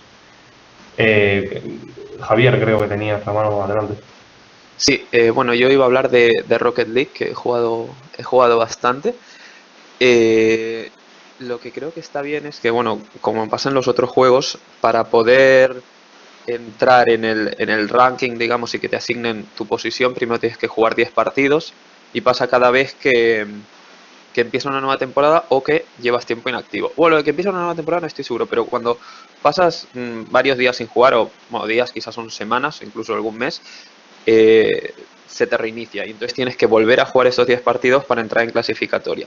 Creo que tienen una especie de registro, porque cuando empiezas a jugar estas 10 partidas, si eres, no sé, oro 3, no te ponen a jugar contra... Sería muy raro que te pongan a jugar contra gente que acaba de empezar, sino que más o menos te intentan equiparar con lo que acostumbrabas a jugar para ponerte en un nivel en el que estabas, o un poquito más o un poquito menos, pero no creo que fuera una diferencia muy drástica, aunque perdieras todos los partidos. Y lo que también me llama la atención es que yo, por ejemplo, jugaba con un amigo. Si en ese partido mi amigo marcaba 10 goles y yo 0, los dos subíamos. Si estábamos jugando lo mismo y jugábamos la misma cantidad de partidos, es como que los puntos que obtenías al final de la partida no justificaban que subieras de división o no. Y lo que también tiene bueno, que creo que es positivo, es que en Rocket League hay diferentes niveles: bronce 1, bronce 2, bronce 3, luego pasas a plata 1, plata 2, plata 3, y así vas subiendo. Y cada mini división de estas de plata 1 tiene 4 subdivisiones. Y lo que está bien es que si eres plata 1, división 4 y subes a plata 2, te pasan a plata 2, división 2 y no a plata 2, división 1, por lo que más posibilidades de perder partidos antes de que te vuelvan a bajar a la división a la que estabas. El caso de Rocket League, de hecho, es una mezcla. A mí me gusta el caso de clasificatorio de Rocket League, el sistema, ¿no? Porque es una mezcla entre la aleatoriedad de Counter-Strike y lo explícito que es League of Legends. Sí que es verdad que eso que comentabas, ¿no? Sobre todo de jugar con un amigo, es que has tocado varios temas interesantes de diseño del juego, que tampoco me quiero adentrar mucho porque no es ni el máster ni la asignatura, pero que esto está en el propio diseño del juego, y a la hora de diseñar el juego es una cosa que se tiene en cuenta siempre. En el caso de lo de jugar con un amigo, al final lo que hacen estos juegos es, que pasa en League of Legends y pasa en Counter-Strike exactamente igual, lo que hacen es potenciar el juego en equipo, es decir, es un hándicap en contra del lobo solitario, del lone wolf de los videojuegos, que en Counter-Strike es una cosa muy habitual, ¿no? Un jugador muy bueno, con mucha puntería, que mata mucho, pero no colabora con el equipo. En Counter-Strike es un juego en el que, si eres muy bueno, puedes carrilear a un equipo y puedes hacerte tú la mitad de las bajas de la partida, pero ese beneficio que le das no solo para ti, sino también para el equipo. Pasa lo mismo en League of Legends, lo que en League of Legends es más difícil que un solo jugador pueda ganar una partida compleja, porque como hay otro jugador que destroza para mal la partida, ese jugador bueno, incluso aunque estés murfeando, es muy difícil que consiga recuperar la partida, ¿no? Aunque se puede, ¿no? Pero es muy complicado. Y en Rocket League pasa un poco así. Si hay un jugador muy bueno, en Rocket League suele ser bastante decisivo cuando hay un jugador muy bueno, y eso lo que hace es potenciar el juego en equipo, es decir, que no solo el jugador bueno se vea beneficiado por el ascenso, o sea, por la victoria, sino que se vean beneficiados todos los jugadores, y se ven beneficiados por la victoria más que por la puntuación individual. Esto pasa y tiene un pro y un contra. El pro desde el punto de vista del diseño del juego es que cuando tú estás intentando tener un juego como Rocket League, que es un juego colaborativo, ¿no? Un juego en equipo, lo que estás intentando potenciar es que la gente juegue junta y la gente juegue, pues haga una clasificación con amigos, ¿no? Y en un grupo y en un equipo que haga la experiencia de juego más deportiva. El contra que tiene es que muchas veces vemos jugadores smurfeando, ¿no? Utilizando cuentas secundarias, llevando de la mano a jugadores malos, ¿no? Y pongo un ejemplo, imaginaos por lo que sea que tú eres muy bueno jugando a League of Legends, estás en oro, por ejemplo, yo tengo el caso, ¿no? Tengo un amigo que está en oro y quiere jugar con otro amigo que está en bronce y no pueden jugar juntos porque el sistema impide que un jugador de bronce juegue con otro jugador de oro y participen, porque rompería ese sistema clasificatorio que has dicho también, Javier, que también lo has tocado, del juego recuerda qué nivel tienes. Así funciona el MMR, independientemente de que hayas jugado partidas clasificatorias o no, en esas partidas que te están asignando el rango, ¿no? Esas 10 partidas, que también funciona así en League of Legends y en Counter-Strike, ya el juego ya sabe cuál es tu rango y te equipara con la gente que tenga el mismo MMR que tú, aunque no tengas un badge, no tengas una división asignada, porque todavía no estás en el sistema clasificatorio. Lo que hace esto es que al final hace que el jugador de nivel superior se haga una segunda cuenta o una Smurf, juegue con su amigo en división baja, lo carrilee porque este jugador bueno está jugando contra jugadores que son peores que él, y lo carrilee y lo suba a división superior. Y entonces ya empieza a jugar con su cuenta principal, con su amigo, y ese amigo ya se queda toda la temporada en oro y ya ha salido del Elo Hell que decía antes Francés por ahí, ¿no? Eso es la parte negativa de la clasificación grupal o de la clasificación por equipo o de la asignación de rangos por equipo. Y la última cosa, creo que si no me equivoco, habías dicho también, lo del en Rocket League, que funciona como decías, ¿no? Que cuando termina la temporada se te resetea el rango y tienes que volver a hacer las partidas de posicionamiento. Eso pasa también en League of Legends y ocurre también en Counter-Strike. De hecho, en Counter-Strike, que esto no ocurre en League of Legends, tú en Counter-Strike, cuando estás un tiempo sin jugar, se te borra el rango. A mí me sucede muchísimo que juego muy poco, puedo jugar muy poco a Counter-Strike, entonces a lo mejor puedo, de repente, 2 o 3 días estoy jugando, saco rango otra vez, subo de divisiones, me llego y me posiciono más o menos en donde está mi nivel. Estoy sin jugar un mes y cuando vuelvo tengo que volver otra vez a jugar con todos los platas y a jugar en rangos bajos con gente que va a lo kamikaze, que juega como al Call of Duty, ¿no? Se les dice peyorativamente. En Rocket League pasa eso también, ¿no? Que es un poco un Counter-Strike. Y en League of Legends no pasa. Tú en League of Legends puedes saber a mitad de temporada, por ejemplo, haber conseguido un rango muy bueno, estás a punto de descender y dices, mira, me voy a quedar con las recompensas de esta temporada, que estoy en oro y me van a dar recompensas y ya no voy a jugar más. Y me voy a quedar ahí para no jugar peor. O antes, por ejemplo, era más fácil descender en League of Legends. Ahora, para evitar que los jugadores dejen de jugar, mira lo que dice Francés, ¿no? Que a partir de platino se penaliza por no jugar, pero en las ligas bajas también, para evitar que, o sea, al revés, antes se penalizaba y ahora no, precisamente para evitar que haya jugadores inactivos en ligas. Creo que no, si bajas a plata, no sé si ahora creo que guardan la clasificación, es decir, si has sido oro durante la temporada, tu máximo rango durante la temporada ha sido oro, y creo que las recompensas te la dan. Antes no, antes si llegabas a oro y bajabas a plata otra vez, te perdías la recompensa. Lo veremos eso, a ver cómo dice Javier, ¿no? Y si ganas 10 partidos de la categoría, puedes bajar muchísimo. Ya, eso es un poco como, yo creo que es muy similar eso a Counter-Strike. En Counter-Strike no existen las recompensas como tal, como existen en Rocket League. Perdona, Jesús, que tenías la mano levantada. Sí, bueno, solo te pasa igual que a mí, de eso de que estás sin jugar y tal, y bueno, por lo menos te ponen con gente de tu nivel más o menos, aunque te bajan 2 o 3 niveles así, no te llevan a plata, por así decirlo. No, me gustaría saber si este ranking de Counter no se puede, no va a cambiar en el futuro, porque por ejemplo, yo antes jugaba con 10, 15 amigos de mi pueblo, de mi ciudad, y como no éramos capaces de subir de AK a Laurel, dejaban de jugar, y al final yo también dejaba de jugar, me quedaba solo.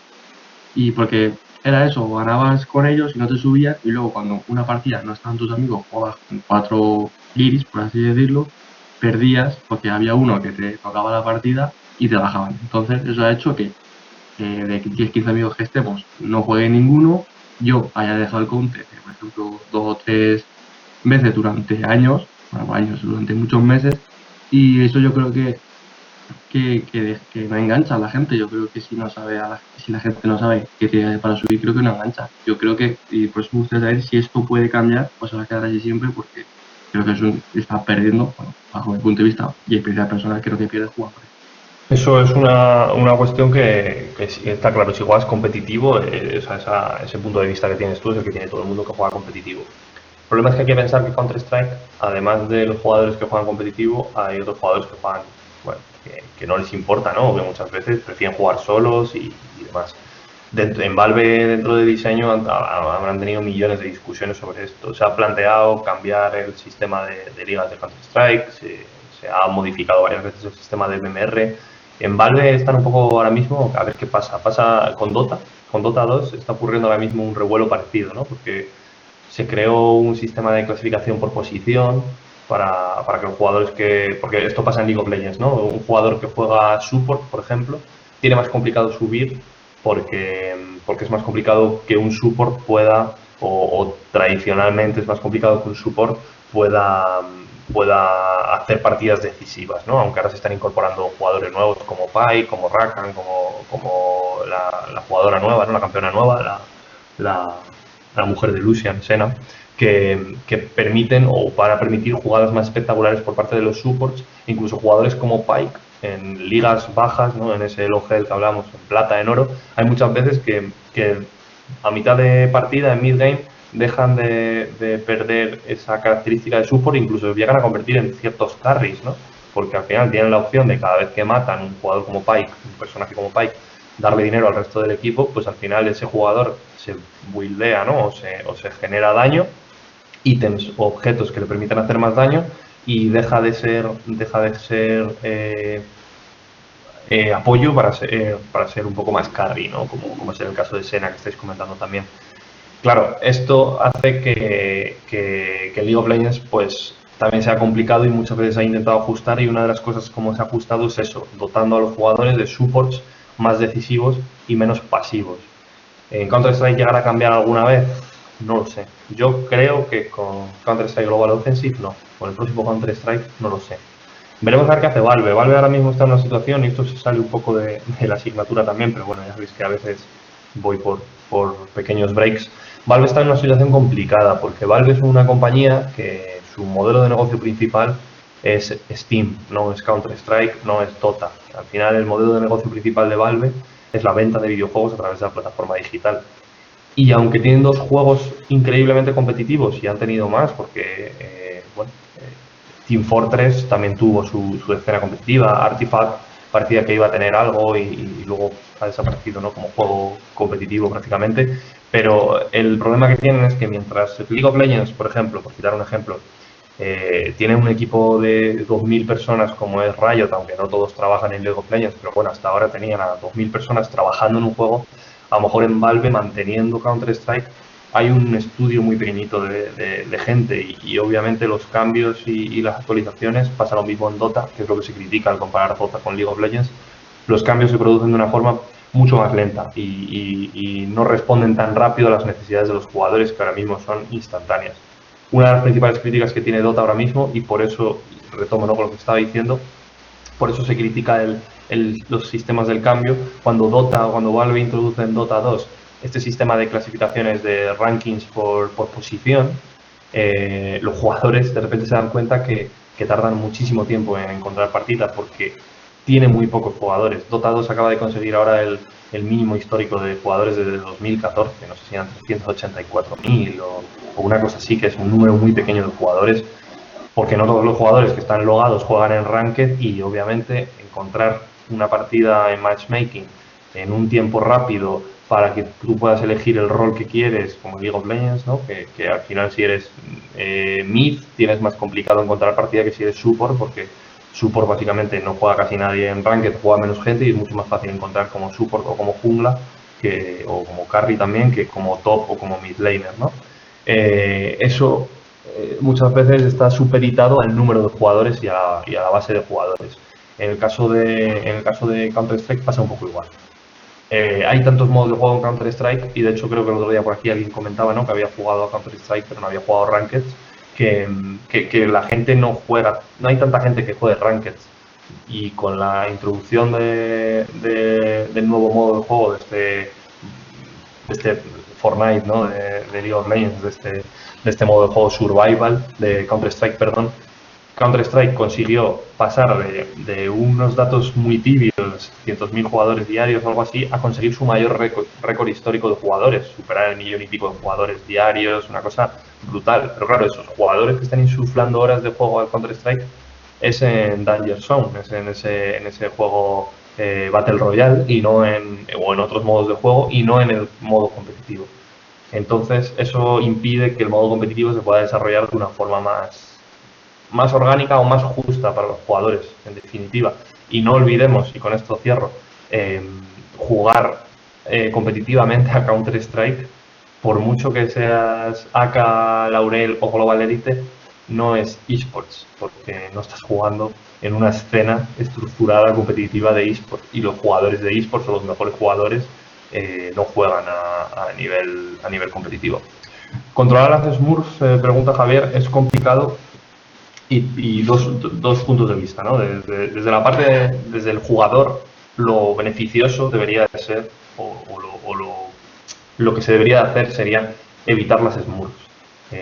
Porque la Smurf, al final, una cuenta Smurf, hemos hablado, yo creo más o menos todos habéis entendido el término, ¿no? Es, yo por ejemplo, yo tengo una cuenta principal y la tengo en plata 4 o en oro 8 o en la división que sea y me creo una segunda cuenta para jugar a un nivel muy bajo, conseguir recompensas de nivel. Ahora, por ejemplo, en League of Legends se han creado muchísimas cuentas de Smurf con lo del aniversario, ¿no? Hay muchísima gente jugando solo para conseguir las recompensas del aniversario. Y lo que pasa es que esas cuentas Smurf al final generalmente no son cuentas tóxicas, simplemente la gente, es un poco lo que dice Rodrigo, ¿no? Que juegas a un nivel más bajo y parece que estás enfrentándote otra vez como cuando empezabas a jugar y parece que juegas mejor, pero también hay una gran cantidad de personas que se hacen cuentas de Smurfs para ser jugadores tóxicos y que no les baneen en su cuenta principal, ¿no? Desde el punto de vista del jugador, respondiendo un poco a tu pregunta, Javier, sería ideal que se controlaran las cuentas de Smurf, que se permitiera una o dos cuentas como mucho por IP o que te pidieran como en China, ¿no? El DNI para tener una cuenta en un juego. ¿Cuál es el problema desde el punto de vista del diseño y por qué los diseñadores de los juegos o los creadores de los juegos no controlan las cuentas Smurf? Dos motivos principales. Los números, al final que un jugador, esto pasa en todo el tema de usuarios, ¿no? No hablamos de espectadores, sino hablamos de usuarios únicos en las retransmisiones.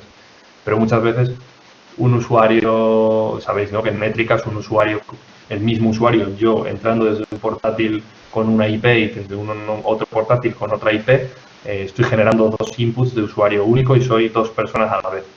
En videojuegos, en el juego al final, que tengas más número de jugadores y más número de jugadores inscritos y activos, te infla los números.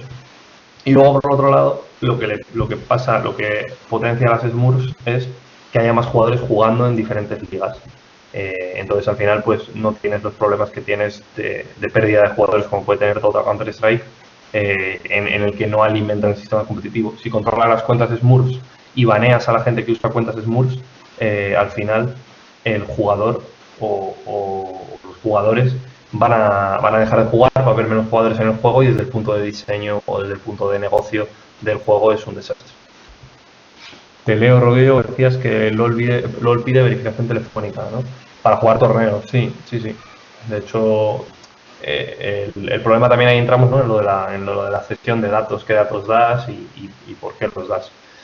Obviamente, cuanto mayor sea el nivel y cuanto mayor se profesionalice, más se profesionalice el sector, más jugadores va a haber o más ámbitos competitivos va a haber con jugadores únicos o con cuentas únicas.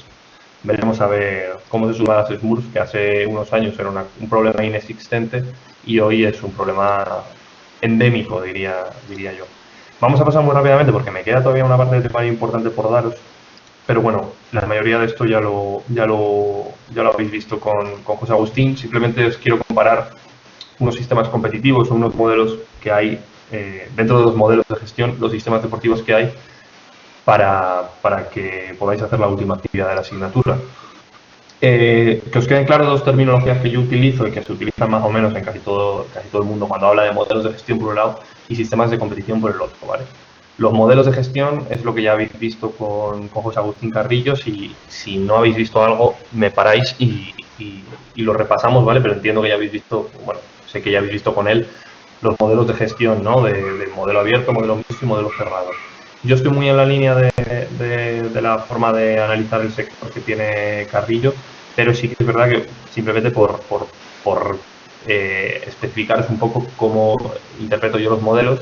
El modelo abierto de Valve al final es igual que casi todos en el sector hablamos de Valve como una compañía que permite que su juego puedan organizarse competiciones por prácticamente cualquier sistema competitivo, por cualquier organización competitiva, siempre que tenga un acuerdo o siempre que se firmen unos permisos, ¿no?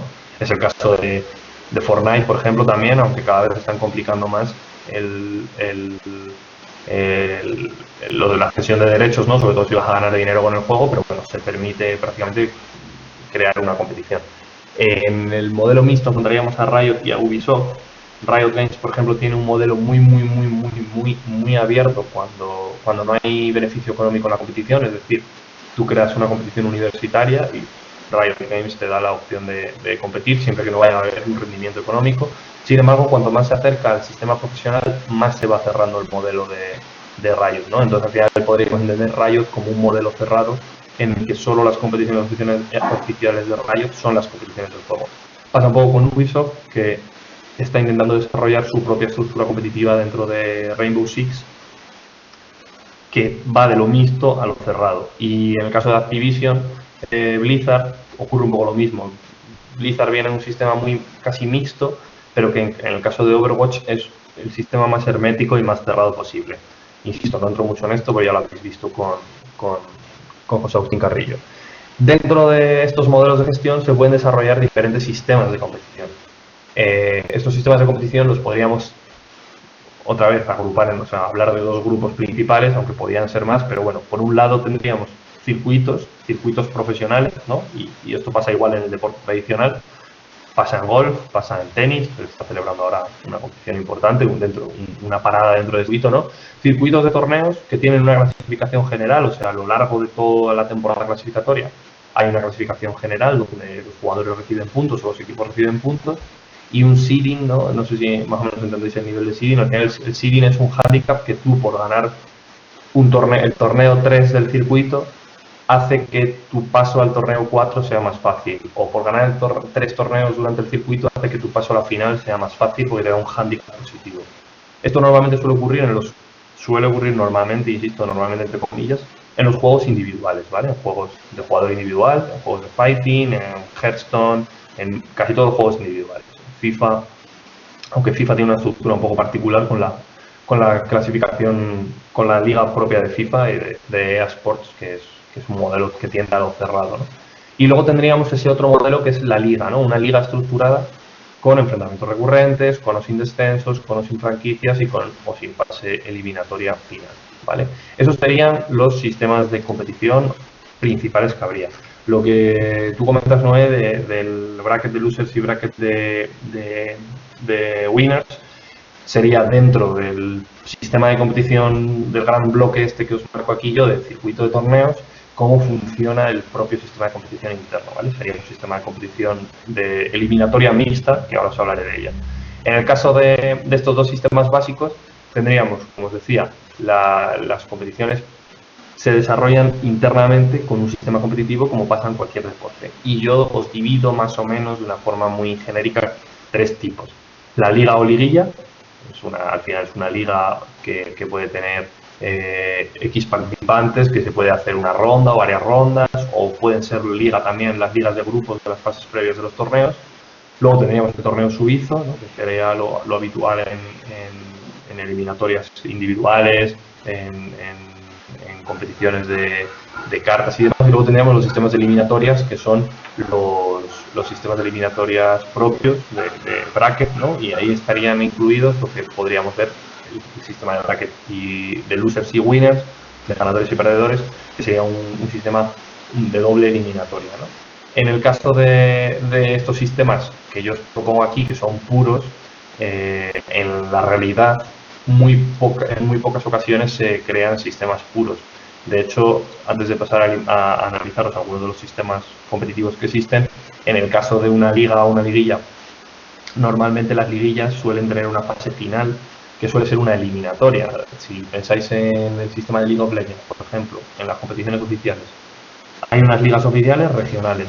Los mejores de esas ligas regionales se enfrentan en casi todas las regiones en una eliminatoria o playoffs, que son los que dan el premio de la temporada, ¿no? Es decir, el campeón de liga sí es campeón de la liga regular, pero el que verdaderamente se alza como campeón de la liga y se lleva el trofeo es el que gana el playoff al final de esa temporada.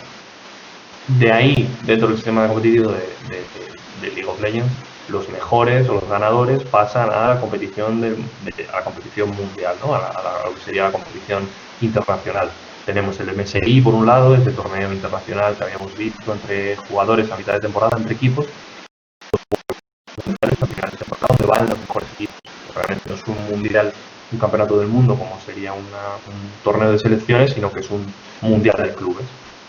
Dentro de ese mundial hay 3 fases. Está la fase previa, que es donde van los jugadores, los equipos que no han conseguido la clasificación directa. Entonces los segundos mejores equipos, por así decirlo, se enfrentan en una fase previa para acceder a la primera fase del mundial o a la segunda fase, o fase de liguilla o fase de grupos.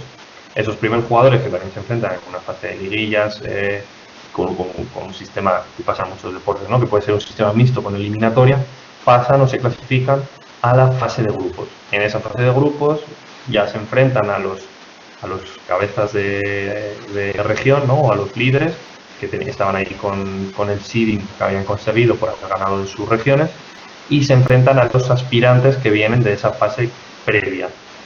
Ahí se desarrolla la fase de grupos, que sería la segunda fase del torneo, pues realmente es la primera fase del mundial, y los mejores ya van a un playoff, a una eliminatoria, en este caso desde cuartos de final, que es donde se enfrentan los equipos que han quedado primeros y segundos en las fases de grupos, que en el caso de League of Legends son 4 grupos de 4 equipos cada uno.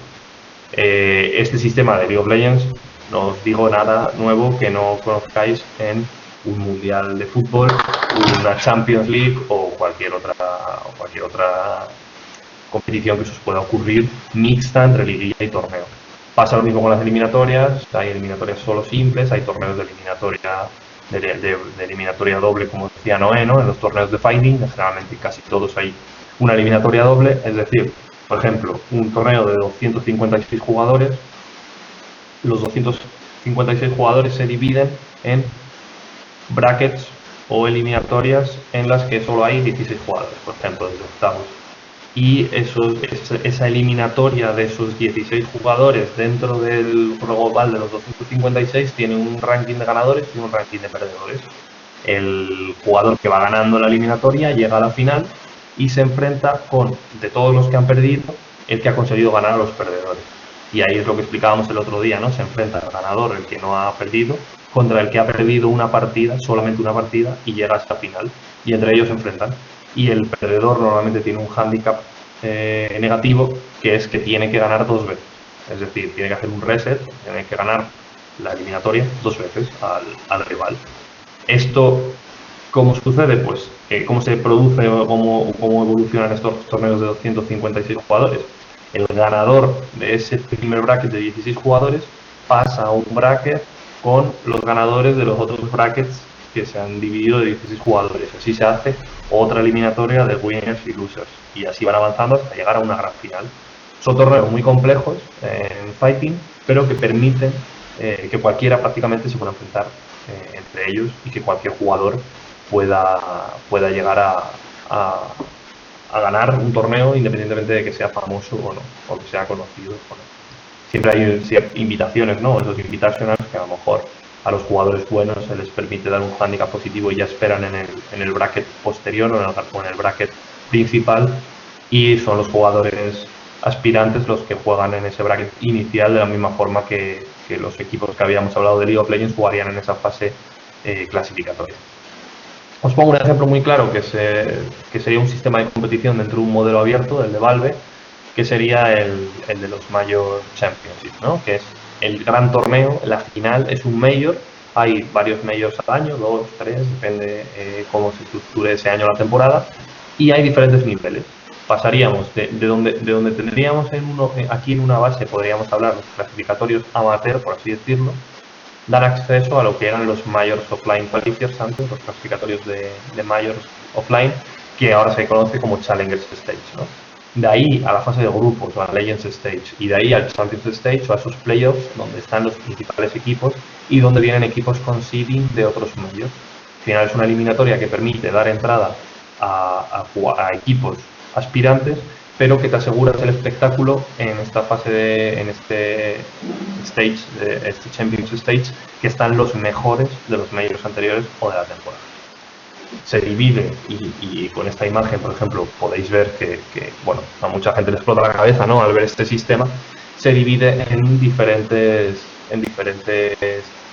competiciones, en este caso, competiciones online divididas por regiones, ¿vale? Europa, lo que sería la Unión de Estados Independientes, que engloba la antigua URSS y a todos los países de Europa del Este, América Norte y América del Sur, Oceanía, China, la otra comunidad asiática, el este asiático y el Medio Oeste, Oriente, ¿no? Al final tenemos aquí en estas clasificaciones 4 equipos que vienen del clasificatorio offline, y 8 equipos que vienen del clasificatorio offline, no sé si se ve muy bien, si no podéis hacer zoom, y tendríamos luego 4 equipos que vienen invitados, ¿no? Esta invitación de estos equipos pueden venir por invitación directa o pueden venir por otro torneo de equipos importantes que se ha hecho. El caso que aquí estás garantizando que haya aspirantes compitiendo contra equipos importantes, equipos destacados,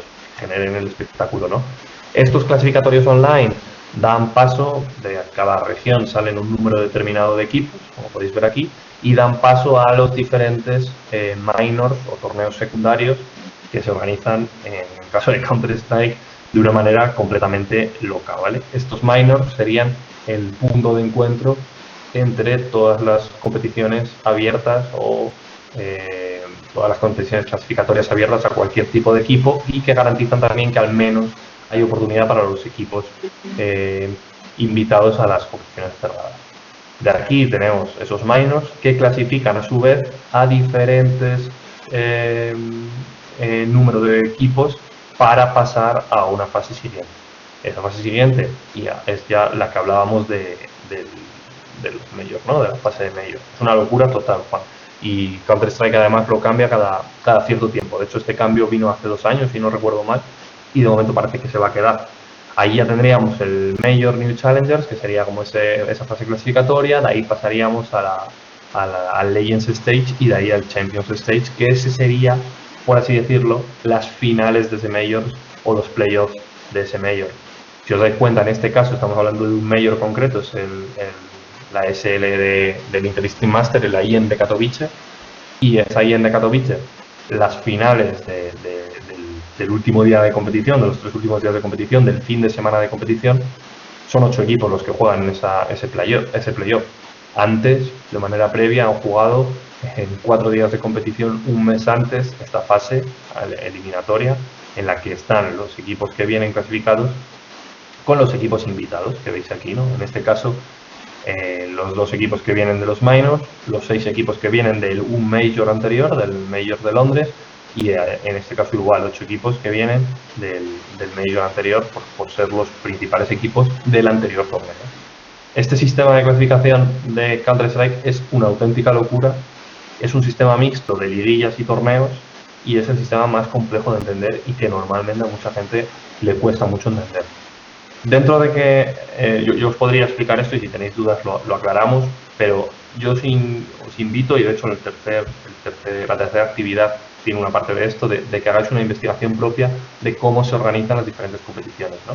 En el caso de la estructura competitiva de Counter-Strike, es una estructura muy compleja. Esto que yo os ponía aquí es solo cómo se estructura el torneo principal, pero ahí, de esta parte, tenemos una parte muy importante detrás, que sería toda la parte previa, ¿no?, de los calificadores abiertos, los cerrados, los minors y luego ya las fases del Major.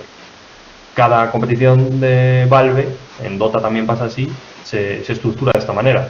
Un montón de competiciones, cada una operada por una compañía diferente en cada país, en cada región, que al final van a dar a un Major que no siempre organiza la misma competición. En el caso de la IEM de Katowice siempre organiza SL, pero hay majors organizados por Faceit, hay majors organizados por Elite, ¿no? Que habíamos visto que Elite era esta competición, esta liga de Turner centrada en televisión.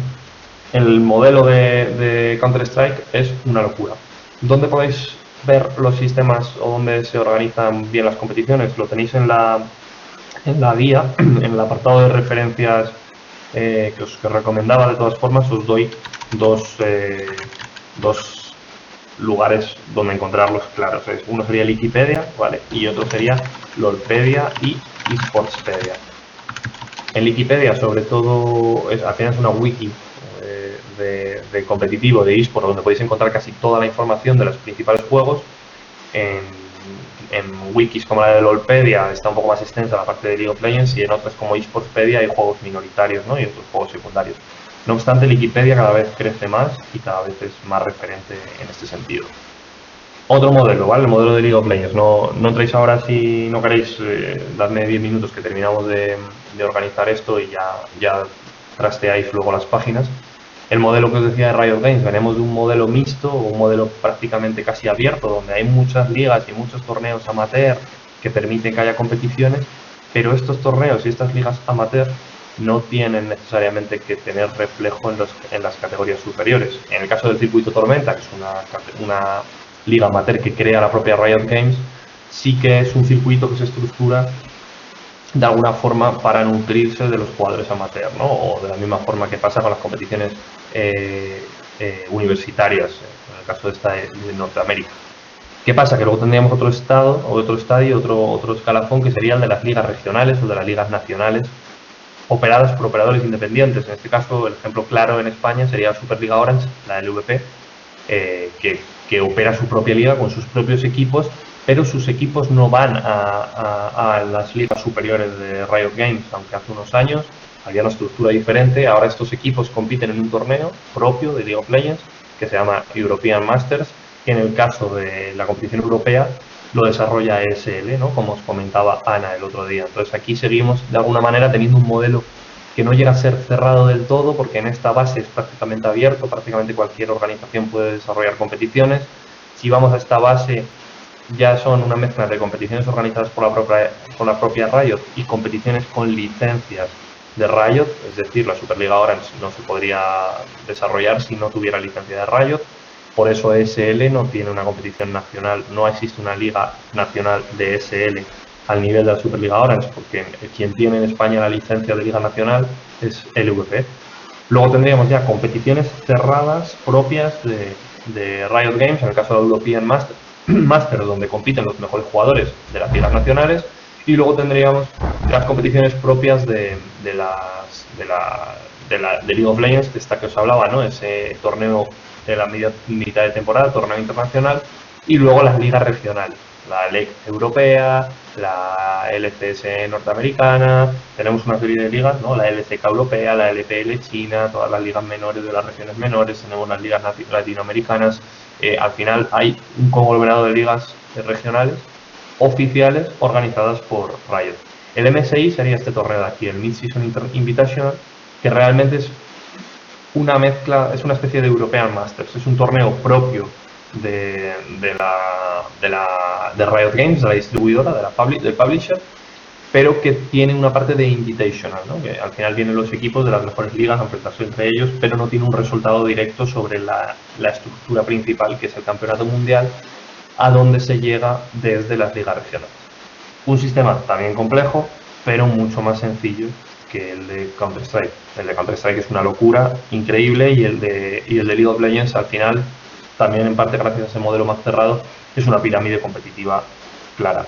Sí, lo hace más fácil el tema de las regiones y el tema de las clasificatorias propias del juego. El sistema de franquicias de la SEO ya no pueden optar a la LEC. Antes tampoco, José Luis. Antes existía la Challenger Series, ¿no? Que era como una segunda división donde podían entrar jugadores.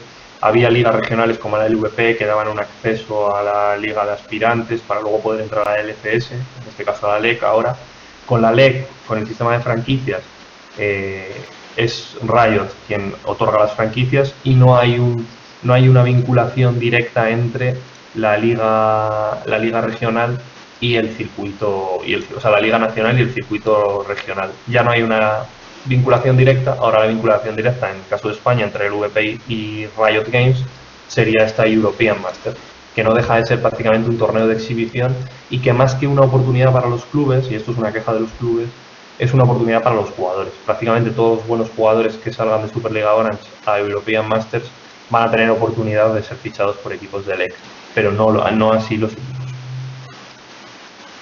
Simplemente por ver un par de ejemplos más, de cómo hablamos de la base a la cúspide, ¿no? Hablábamos de Counter-Strike, este Path to Pro que más o menos nos enseñaba Ana el otro día, también se replica en Dota. Tenemos una competición abierta o un clasificatorio regional abierto a través de la SL, ¿no? de la página de la SL, que ya va dando a diferentes clasificatorios. Si os dais cuenta aquí, los 40 mejores por región, 2 equipos de cada 5 de región, luego vamos a, esto sería lo que se llama SL Academy, que es como intentar coger a la liga amateur, ¿no? A los jugadores amateur y convertirlos en profesionales. Entonces tenemos aquí una fase que además de una competición es una especie de bootcamp para enseñar a los equipos a hacer equipos, a los jugadores a ser jugadores, y luego ya unas finales presenciales en un evento de SL. Esta SL Academy, este torneo amateur, es paralelo a la estructura competitiva de Valve de Dota 2. No tiene nada que ver con la estructura profesional principal de Valve, que en muchos casos también está operada por SL, ¿no? En algunas competiciones importantes. La imagen que os puso el otro día Ana de cómo se organiza SL, ¿no? Las competiciones de SL. Pues de las ligas amateur tenemos diferentes competiciones amateur. Estaba poniendo el ejemplo, ¿no? Ella ponía el ejemplo también con esta imagen entre el deporte tradicional y eSports, ¿no? Las ligas regionales o las ligas nacionales, lo que sería la Superliga Orange de League of Legends, pues tenemos las ligas regionales o nacionales de SL en otros juegos, como puede ser Counter-Strike.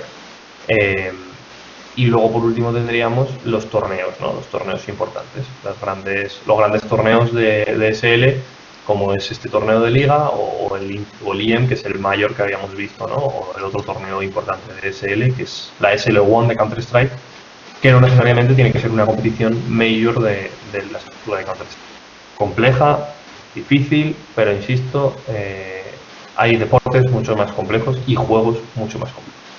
En este punto yo habría terminado el temario. Sí que quiero y os voy a pedir una tercera actividad, ¿no? Que sería el colofón, y ahora si queréis resolvemos dudas, el colofón de esto que hemos visto y de las dos actividades que habéis hecho. Os voy a compartir lo que está ya, tenéis ya en el campus, porque lo había programado para que se publicara ya, que serían las pautas de la actividad. No sé si antes de entrar en la actividad tenéis alguna duda, levantáis la mano y la resolvemos, ¿vale?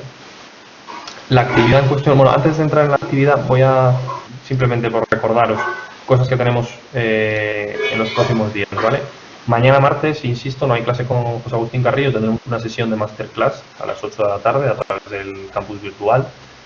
Y luego la semana que viene el lunes tenemos el examen de esta asignatura, ¿vale? El examen, os lo explico muy brevemente, tendremos clase como tal, ese lunes, haremos una tutoría final con dudas que tengáis sobre la asignatura, sobre actividades, que la actividad va a quedar pendiente todavía para entregar. Y después de esa clase breve que tengamos, tendréis tiempo para hacer el examen, ¿vale? El examen será muy rápido y será muy breve y serán 30 minutos a lo sumo, ¿vale? Simplemente un examen para ver que habéis visto las sesiones, que habéis estado en clase, aunque lo que realmente vale, como habéis visto en los criterios de evaluación, son las actividades, ¿no? Sobre todo es lo que más vale. El examen se accede desde el campus virtual, estará habilitado. Es un cuestionario que realizaréis a través de la propia página del campus virtual y no hay ningún problema. Si tenéis dudas con el tema del examen, podéis preguntar también a vuestros orientadores, ¿no? A vuestros asesores, dudas técnicas, me refiero. Al final no necesitáis más que estar presentes, que ser vosotros y tener conexión a internet. Ahora os doy paso a las dudas un segundo y simplemente comento otra cosa que tenemos colgada, que ya la tenéis colgada en la web, que también la tenéis en la segunda asignatura, José Agustín Carrillo, imagino que os lo habrá dicho, que es la encuesta, ¿vale? La encuesta de evaluación, donde evaluáis la asignatura y evaluáis a mí también. Es importante que las realicéis, son anónimas, porque ayudan un poco al máster a ver también los contenidos que se imparten, no solo ahora, ¿no?, sino todas las asignaturas tienen su propia encuesta y nos hacen una idea anónima de darnos cuenta qué necesidades hay, qué ha faltado, qué más cosas hay que tener en cuenta, etc. La encuesta está en el apartado de actividades. En el apartado de actividades está la misma encuesta, en el mismo lugar donde entregáis las actividades, ¿vale? Dicho esto, vamos con las dudas. José María, adelante. Nada, muy sencillo. ¿Qué nos recomiendas para preparar el examen? Además de haber visto las clases, ¿hay algo que pienses que tengamos que hacer o que estudiar? Lo típico, ¿no? En plan empollar o en plan más light. A ver, siendo, o sea, os soy completamente sincero con esto. Aquí es un máster y una evaluación, porque hay que evaluar que obviamente habéis visto las clases y estáis en ello. Los que venís a clase habitualmente, como tú, José María, no necesitáis estudiar. Es decir, ya habéis visto las sesiones en directo, habéis tenido dudas, las habéis resuelto. Quien no la haya visto las grabaciones, igualmente más o menos sabe el hilo de la asignatura. ¿Quién suele suspender el examen en este tipo de máster? El que no ha visto las sesiones, el que va a hacer el examen sin haber visto la asignatura y obviamente no sabe qué responder. No hay que estudiar, pero bueno, tenéis la guía donde explico todo lo que hemos hablado en detalle, ¿vale? Y las preguntas están sacadas de la guía, o sea, casi todas las preguntas están sacadas de la guía y de las sesiones, que al final las sesiones estas que tenemos en clase son una ampliación o son una disertación sobre el temario que tenéis en la guía. Vale, con haber visto las clases... Y nos leemos la guía un poquito, bueno, nos leemos la guía bien tranquilamente. Sí. Es decir, o sea, si habéis seguido las clases habitualmente y habéis tenido... Si habéis necesitado anotar algo, haber tenido algún apunte mínimo, el examen no se va a suspender, porque al final las preguntas, preguntaba también por ahí Jesús, casi todas las preguntas son preguntas test, hay algunas preguntas de desarrollo, ¿vale? La cuestión es que el examen se genera de manera aleatoria, es decir, yo le doy unos inputs al sistema con diferentes preguntas, yo genero un banco de preguntas bastante amplio y el sistema os devuelve las preguntas de manera aleatoria. ¿Qué pasa con esto? Una parte buena y una parte mala. La parte buena es que cada examen es diferente, cada uno de vuestros exámenes son diferentes, y la parte mala es que yo no puedo elegir las preguntas que os suelta el sistema, ¿vale? O sea, es aleatorio y a lo mejor os tocan todo preguntas test o a lo mejor os tocan varias de respuesta. En todo caso, respuesta corta, ¿vale? Otras preguntas muy sencillas de lo que hemos visto a lo largo del curso. O sea, respuestas que las vais a... Si habéis seguido las sesiones con atención, es decir, si habéis estado de manera activa durante las sesiones o cuando las habéis visto en vídeo, aunque todo el mundo al final habréis hecho en algún momento alguna otra cosa mientras me estáis escuchando a mí hablar, pero si habéis estado de manera activa y habéis seguido las sesiones de manera activa, no vais a tener problema para el examen, ¿vale? O sea, no hay que empollar. El objetivo de este máster no es que os aprendéis de memoria el sector, es que sepáis cómo funciona el sector y podáis aplicar diferentes proyectos. Y con esto me voy... perdona, Tatiana, que había leído por ahí. Los formatos de competiciones, como guía, vais a tener una asignatura propia, pura, de formatos de competiciones. Yo no quiero entrar en ello mucho, sino solo que os suene. De hecho, la asignatura de gestión de clubes, de dirección de clubes, es en la que vais a profundizar, sobre todo en la organización de las competiciones, cómo se preparan los clubes para las competiciones, cómo se estructuran. En cuanto a la estructura propia y lo que os he explicado yo hoy, más allá de lo que os he explicado yo en clase y de lo que tenéis en la guía, en las dos páginas que os he dicho antes podéis encontrar el sistema competitivo de cada uno de los eSports, ¿no? Que al final cada competición, cada deporte tiene una estructura diferente. No hay un lugar propiamente dicho que conozcáis la estructura competitiva de un eSport. En la parte que habéis visto con Carrillo y en la bibliografía de Carrillo, de hecho, él él seguramente ya os habrá recomendado algunos artículos, tenéis sobre todo de los sistemas y de los modelos de competición. Los sistemas de competición no son diferentes al deporte tradicional. Entonces, prácticamente cualquier manual o cualquier web que hable de los sistemas deportivos tradicionales son los sistemas deportivos de eSports. La parte propia de cada uno de los juegos, lo mejor y lo más fácil es que vayáis a Wikipedia e investigáis. Porque al final es lo más útil para que veáis de forma interactiva, que podáis hacer clic en hipervínculos y gana este minor, a dónde van los ganadores, vais al major, o sea, eso es lo más sencillo que vais a hacer. Vale, los tienes en la guía, al final, en lugares recomendados, pero bueno, esas dos, bueno, se me ha copiado la fecha. Wikipedia es la principal, como decía, cada vez más actualizada, y en LOLpedia, a nivel de League of Legends, sobre todo de historia y de historia competitiva, ahí tenéis mucho. No os volváis locos porque son dos páginas en las que podéis pasar una vida, ¿vale? Y en eSportspedia también tenéis algunas cosas interesantes. Pero en Wikipedia podéis ver sobre todo el sistema, por ejemplo, competitivo de Counter-Strike, que está muy bien explicado. Con esto voy a la actividad, ¿vale? Y luego ya os dejamos, resolvemos dudas muy rápido, que sé que con alguna actividad ha habido algunas dudas concretas. Os comparto la nueva actividad, os la explico brevemente, aunque luego, por favor, leed el documento que está subido y lo vemos, ¿vale? Esta tercera actividad, lo que necesito o lo que os pido es concluir todo lo que hemos visto en la asignatura y llegar a elaborar una propuesta un poco más compleja para este cliente, supuesto cliente del que habíamos hablado, al que ya le hemos explicado qué son los eSports y qué términos debería utilizar en su competición, al que ya le hemos explicado o ya le hemos propuesto dos organizaciones o dos actividades diferentes. Pues ahora tenéis que pensar de esas dos actividades que le habéis propuesto, o si preferís, por lo que sea, no os gustan las dos que habéis propuesto y después de estas dos clases se os ocurre un formato nuevo, proponerle una en concreto y estructurarse en organizársela.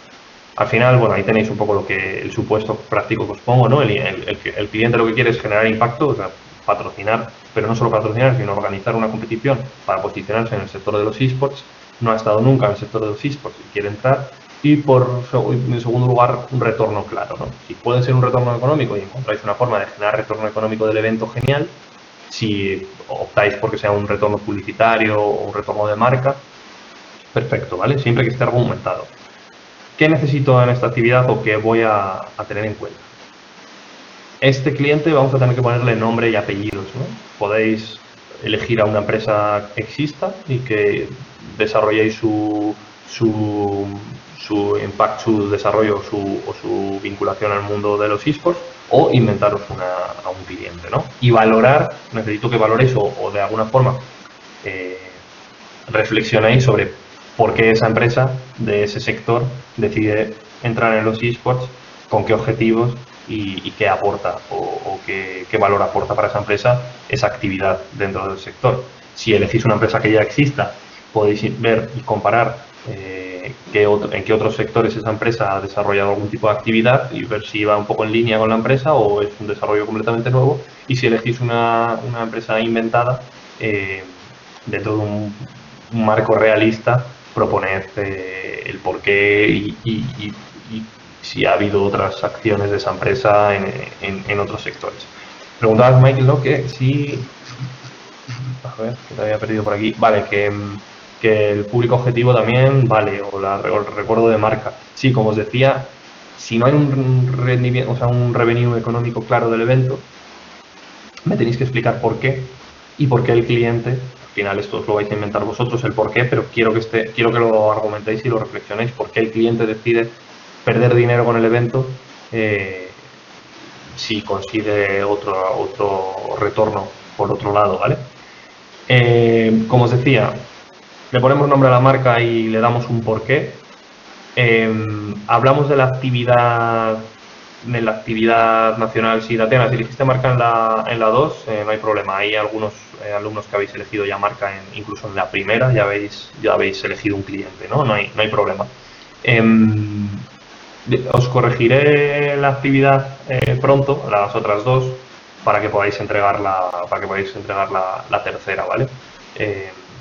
y poder aplicar, Jesús, los comentarios que os ponga de esta segunda actividad en la tercera. Hay fecha bastante, creo que hasta el 1 de diciembre os he dejado para entregar esta tercera fase. No obstante, hay cosas que ya podéis ir desarrollando. El segundo punto que os pongo ahí es que la actividad competitiva que desarrolléis tiene que ser de alcance nacional. Es decir, me da igual que sea en España, que sea en Perú, que sea en Colombia, pero que sea de alcance nacional, incluso si queréis iros fuera de vuestro ecosistema, porque iría un poco en línea también con eso que habéis visto ya con Carrillo de el ecosistema que habéis trabajado local, ¿no?